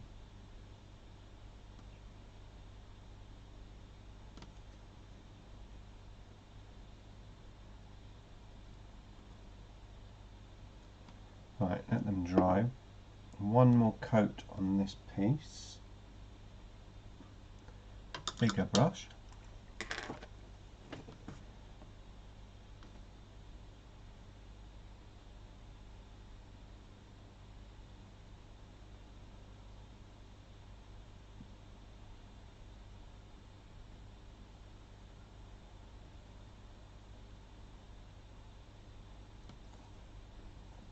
Let that dry, let that dry. That is done. Although I'm just going to tidy that orb up.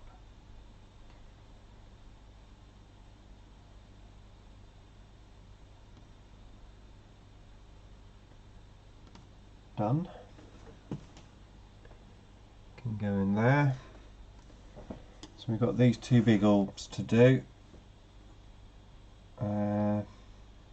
Then we're ready to do the other stuff. Right, okay. Good progress, I would say. I also have prep for Wednesday to do. Wednesday. What's happening Wednesday?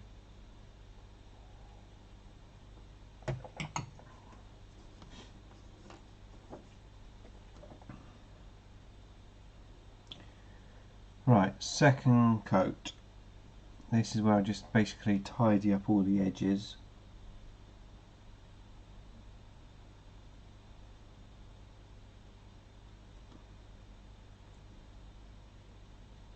and then the next coat will be filling it all in and making it all nice and smooth.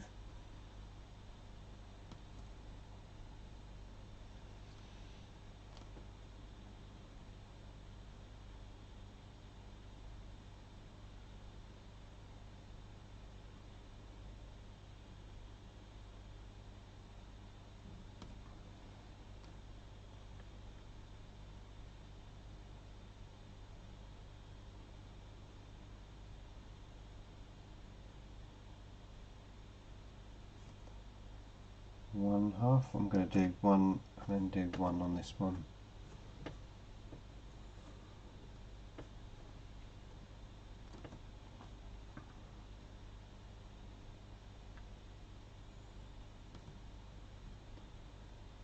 So what other channels do you watch live, you know, live stream wise? Do you have your favourites?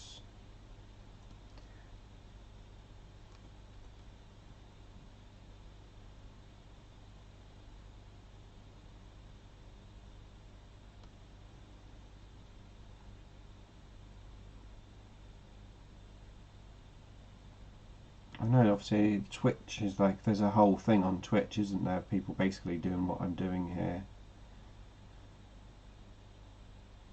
But I don't do this that often. I said this is quite unusual really for me, because I'm only really doing this because I've got the place to myself, and I thought it would be fun.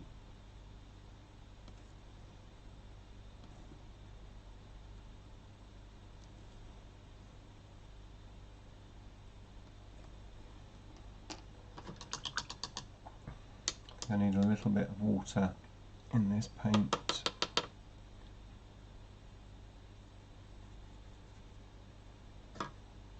Hopefully there's not too much.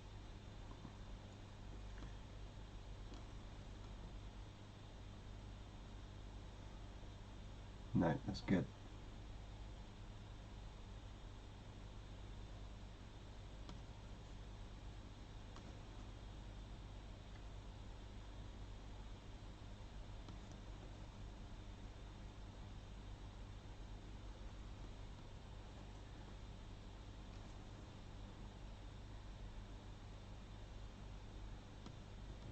Monday tomorrow, my busiest day at work.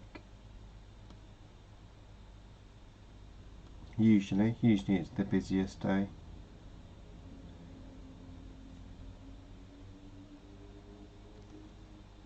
Mainly because you've got all the weekend stuff. That always happens on a Monday.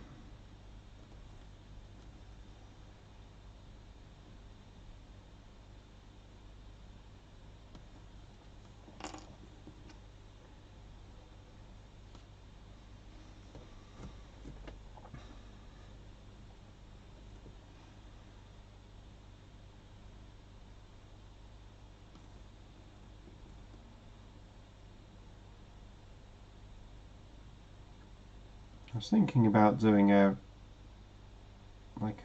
really long live stream for part of the raffle at one point.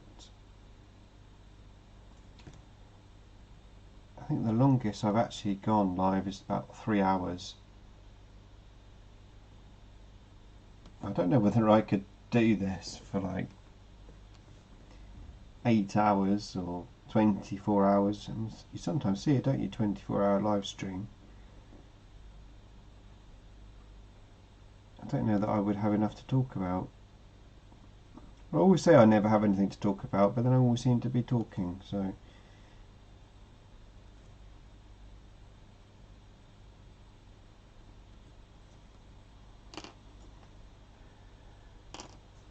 Right, those two over there should be dry, so let's get them out of the way. There, and stick that there.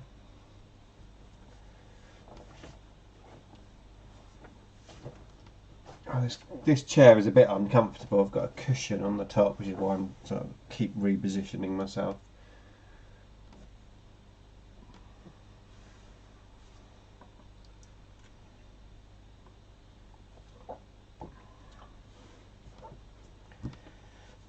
Okay, let's go back in.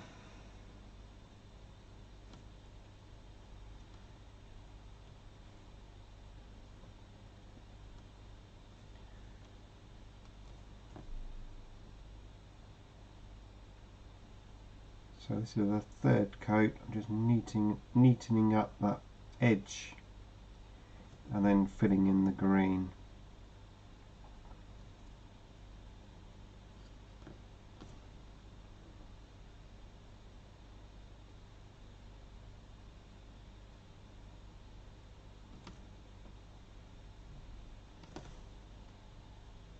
Being neat is just so important. If you want something to look good, usually just being neat is like the key to make something look good. It can be basically painted, but if it's neatly painted, it looks a lot better.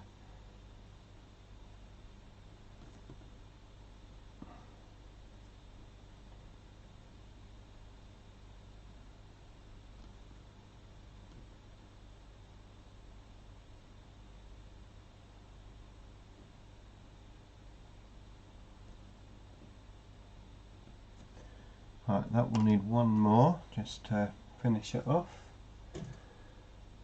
I'm heading out. Have a nice evening, my guys. Till next time. Goodbye. Thanks for popping in. Really appreciate it.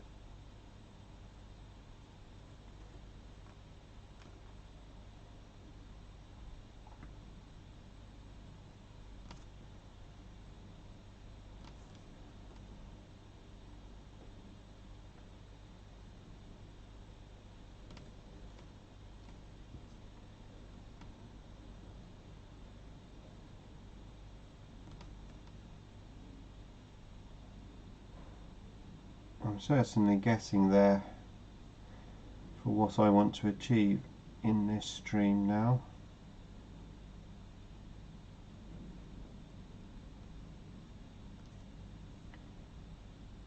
There's still a reasonable amount to do on these orbs, but I'm getting there.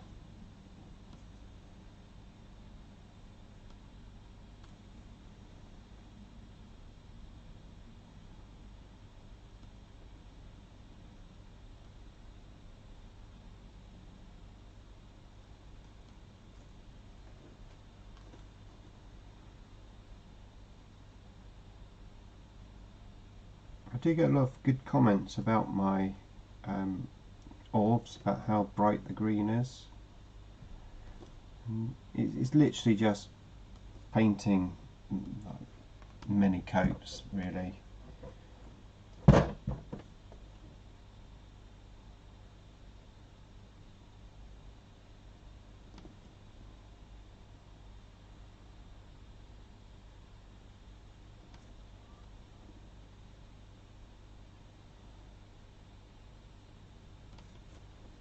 Okay, that's that side. And that's looking really good. So, one final little coat to go over the top, and obviously where I watered down that paint earlier, this is quite watery. So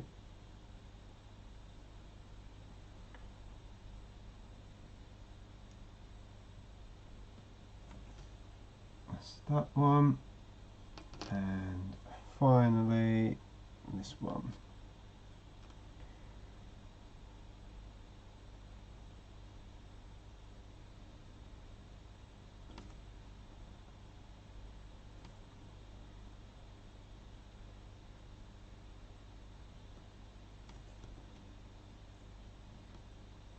Right, I think I want to go in with the base coat just there, just to touch in there. There's like a little bit of mist.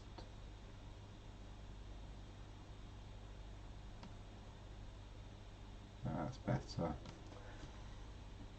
Right, that's those two.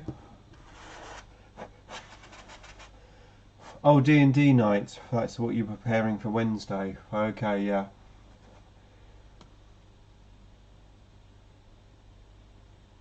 Having seen more of 10th edition, what's your thoughts on Reanimation now? The same really. I think it's going to be good. I'm quite happy with it. Simple, easy to do, and with the terrain rules, hopefully we'll have not units dying totally. I mean, they are going to die totally, but hopefully it's not going to be that bad. And even if they do, we'll deal with it.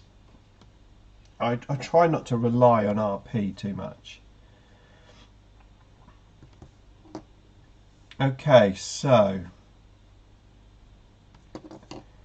that is all the green done, apart from these big sections on here, which are basically just bright green. So I just need to layer green on here, and obviously on the Gauss weapon as well. So this is very time consuming. And then of course blend those two. So that's what I've got left to do with this colour. What time is it? 20 past 10. Okay, let's just paint and just see how far we get. Even if I just can do like 1 or 2 coats, then at least it's a start. I think I'm just going to do the top section and then do the sides.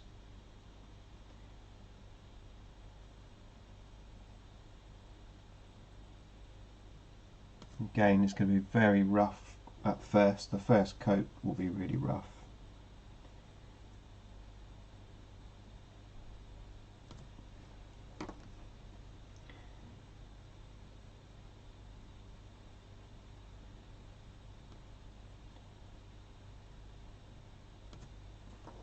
I was absolutely obsessed with green rods when this model came out, and I really wanted this to be a green rod, so that's why I painted it as much as I could like a bright green rod. Oh, there's an orb there I've missed. Okay, we'll come back to that.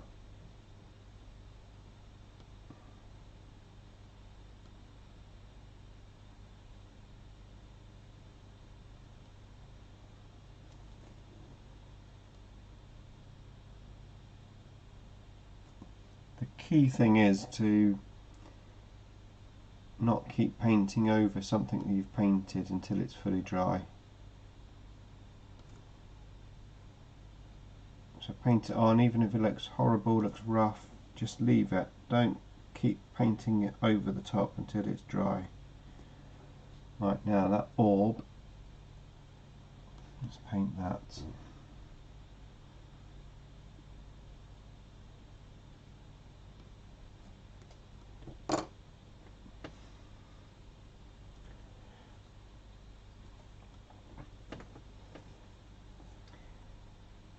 I see we've had some people leave and also some new people join the stream, so welcome to everyone who is new. And if you're checking out the stream and you've never seen my channel before, then hello, my name's Nick, and this channel is primarily about Necrons, although we do have quite a few other armies, so yeah, don't be surprised if you see other content as well, in particular the Tyranids when it comes out. And if you feel the need to subscribe, then I would really appreciate that as well. I've been struggling with subscribers actually the last week. I got up to 55. I went up to 55 and then I went down to 51.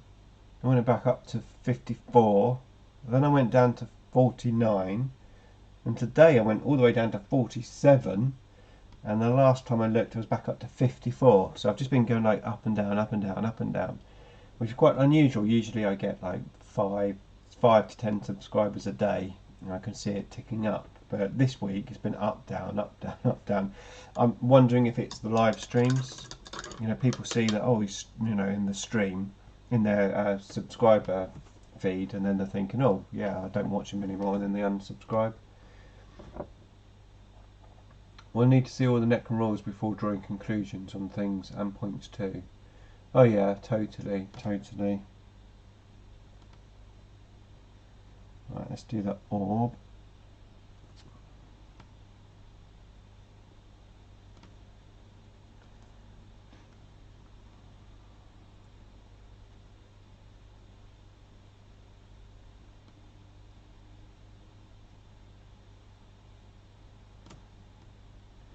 So I've been trying, well, I've not been trying, I haven't painted anything that's not been in the live stream on these. I thought it would be cool to try to paint them totally live, but we'll see how that pans out. I will go live tomorrow night and then sometime on Wednesday. And that's it. So I've only got 2 more potential sessions, which probably means I might not finish these by the time my fiance comes back on Thursday. Right, I messed up a bit there. I need the base coat just to touch it up.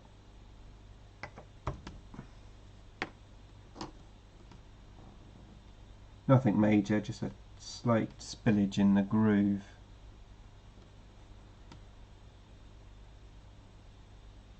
There we go. Right, whilst they're drying, I'll do the other Tesla guns.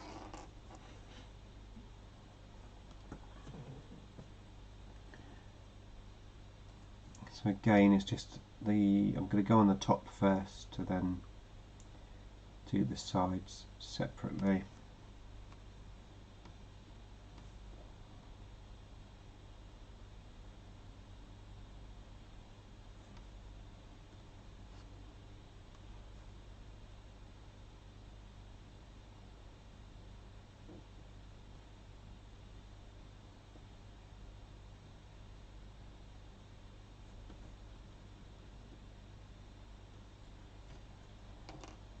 One.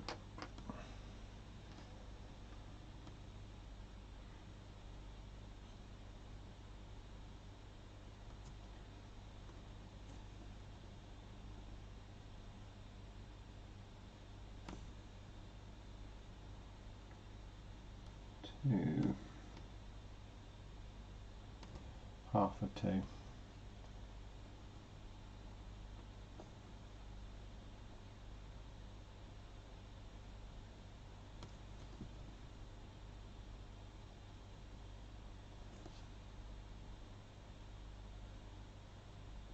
Is anyone here going to be doing the old world when we eventually get everything? Any plans for doing the old world? Oh no, these are small. These are small. I'm going to need a really small brush.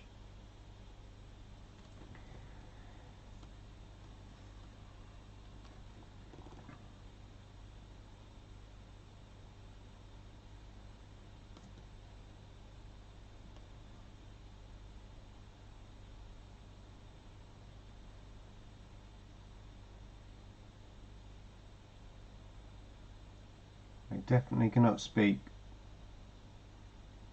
whilst I'm painting these tiny bits.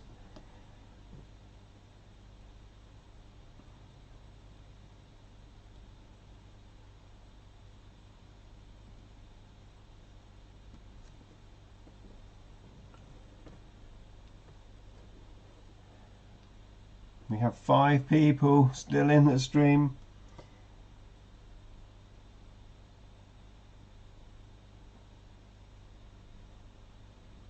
To be fair, I need to work out something to talk about, I think, because I literally do not know what I'm talking about. What should we talk about?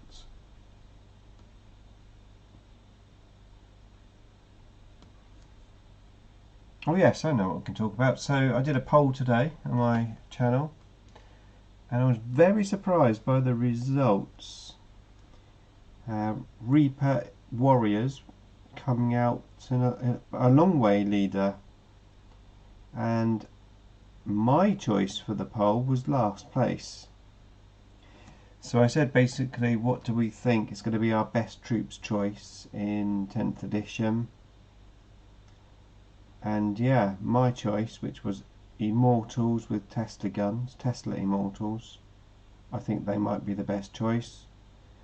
They came last. No one seemed to think so, or at least a very few. Hello Christopher. I'm currently stripping the paint from a 20-year-old monolith. Well, excellent, good luck with that. I did strip, well no, I didn't strip a monolith. I did repaint my monolith. I took the little green rods out with water, because they were glued in with PVA glue, so I just used some water that dissolved the glue and got the rods out, and because it wasn't painted very thickly, I just sprayed over the top with black and repainted it.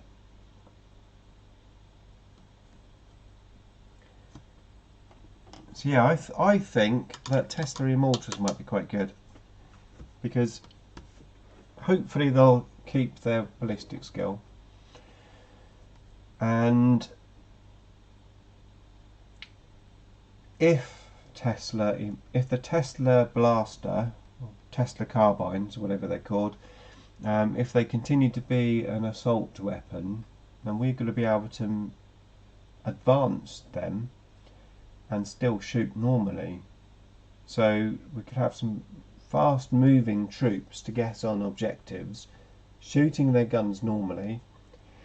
AP isn't such a big thing these days, and then obviously they're going to be, if they explode 2 extra shots on 6s to hit, that could be pretty decent. And obviously with a character joined to the unit, they could be potentially hitting on 2s.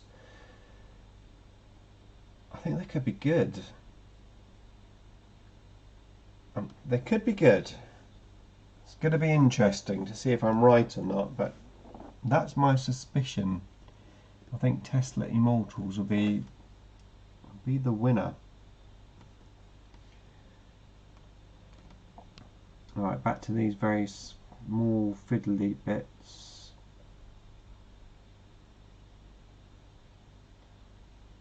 Rough coat first. I think I need a bigger brush for this, and not that small.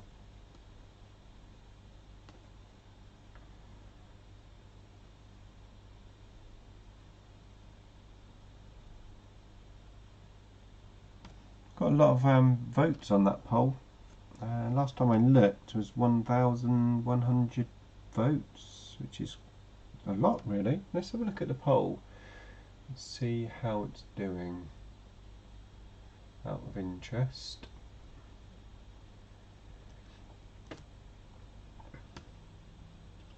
Community tab. We've got 1.4k votes, and 51% said the warriors with the Reaper guns. We had 16% warriors with flayers, 23% Immortals with Gauss, and only 11% with Tesla Immortals. Maybe I'm wrong, but I think they might be quite good. But I'll handle the Necrons in that case. No, you won't. You can have your stinking Space Marines and Orcs. Right, don't laugh, Nick. You're painting a very difficult piece.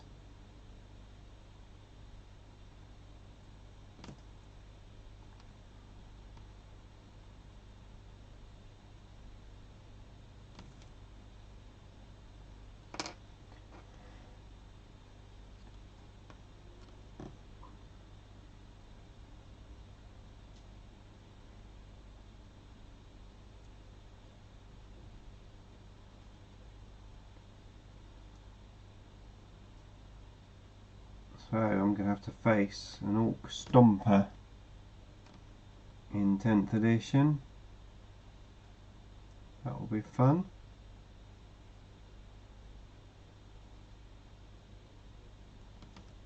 I faced is it the Gorkanauts before? But not a Stomper. I have no idea what a Stomper does. Can you put units inside a Stomper? Like you can the other one? I'm assuming you can. Probably a couple of units.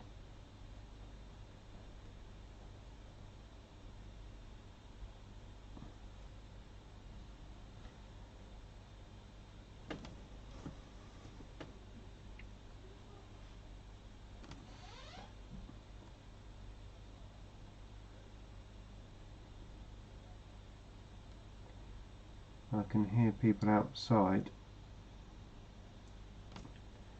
probably coming home. I can hear them through the balcony window.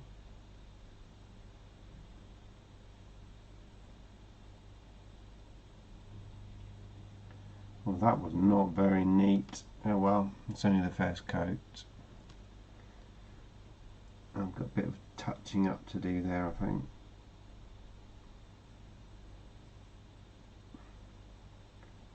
This is my least favourite thing to paint, Gauss guns, only because I've got a paint scheme where I wanted it to look like a green orb, and it's really hard to paint.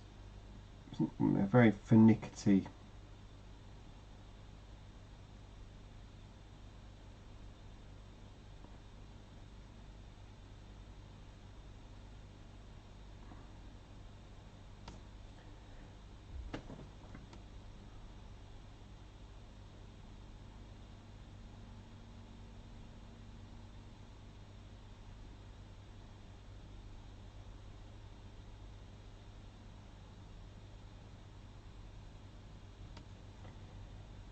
Right, that's one. First coat. First coat.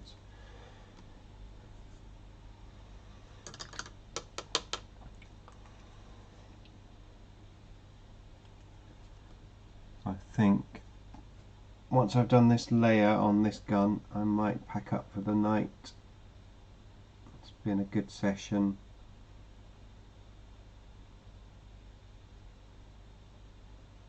And then finish off the green tomorrow, so do the rest of the layers on all of these and the blending on the gun, and that will be the green done.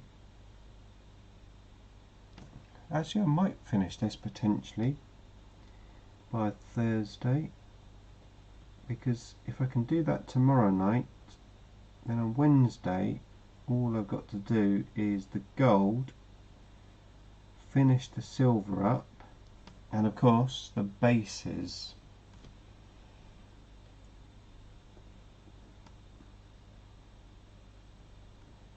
So I might potentially just about do it, depending on how well I do with the green tomorrow night. I'm gonna need a topic to talk about though, because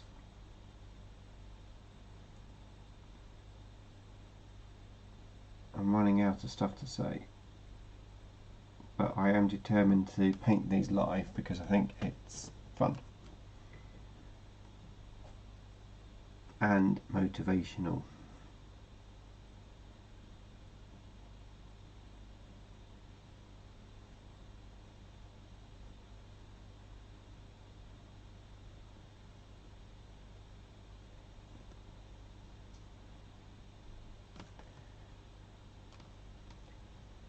If you have any ideas for a topic, then let me know in the chat.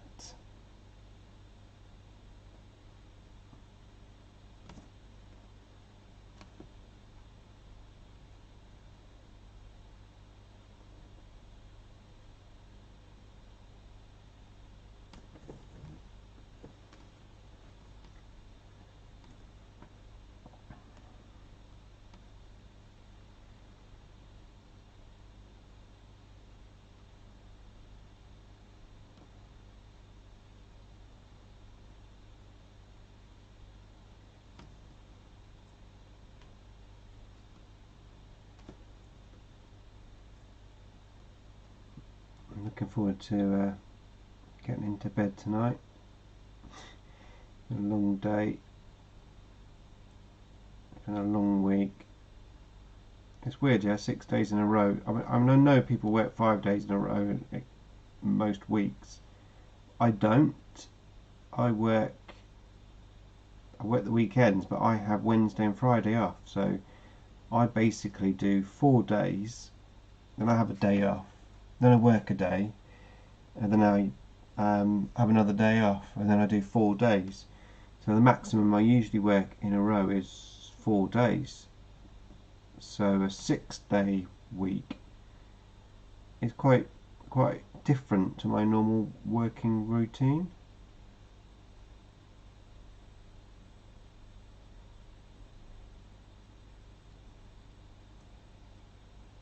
Okay, first coat done on all of those, and I think I'm gonna pack up now because it's coming up to 11 o'clock by the time I get ready for bed, etc. So yeah, I'm happy with that. It would have been nice to have finished that completely, but I think that would have been asking too much for an evening session anyway.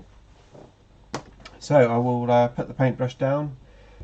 Just say a massive thank you to everyone for tuning in. I really appreciate it, and if you did enjoy it, then why not join me tomorrow night, probably 8:30, to hopefully finish the green here and almost finish. So yeah, thanks everyone. Christopher says, how long you been collecting Necrons? Since 2001, so yeah, about 22 years, so quite a long time. Okay, that's it. Thank you so much everyone, and I really appreciate you joining me for this live stream. I'll catch you in the next one.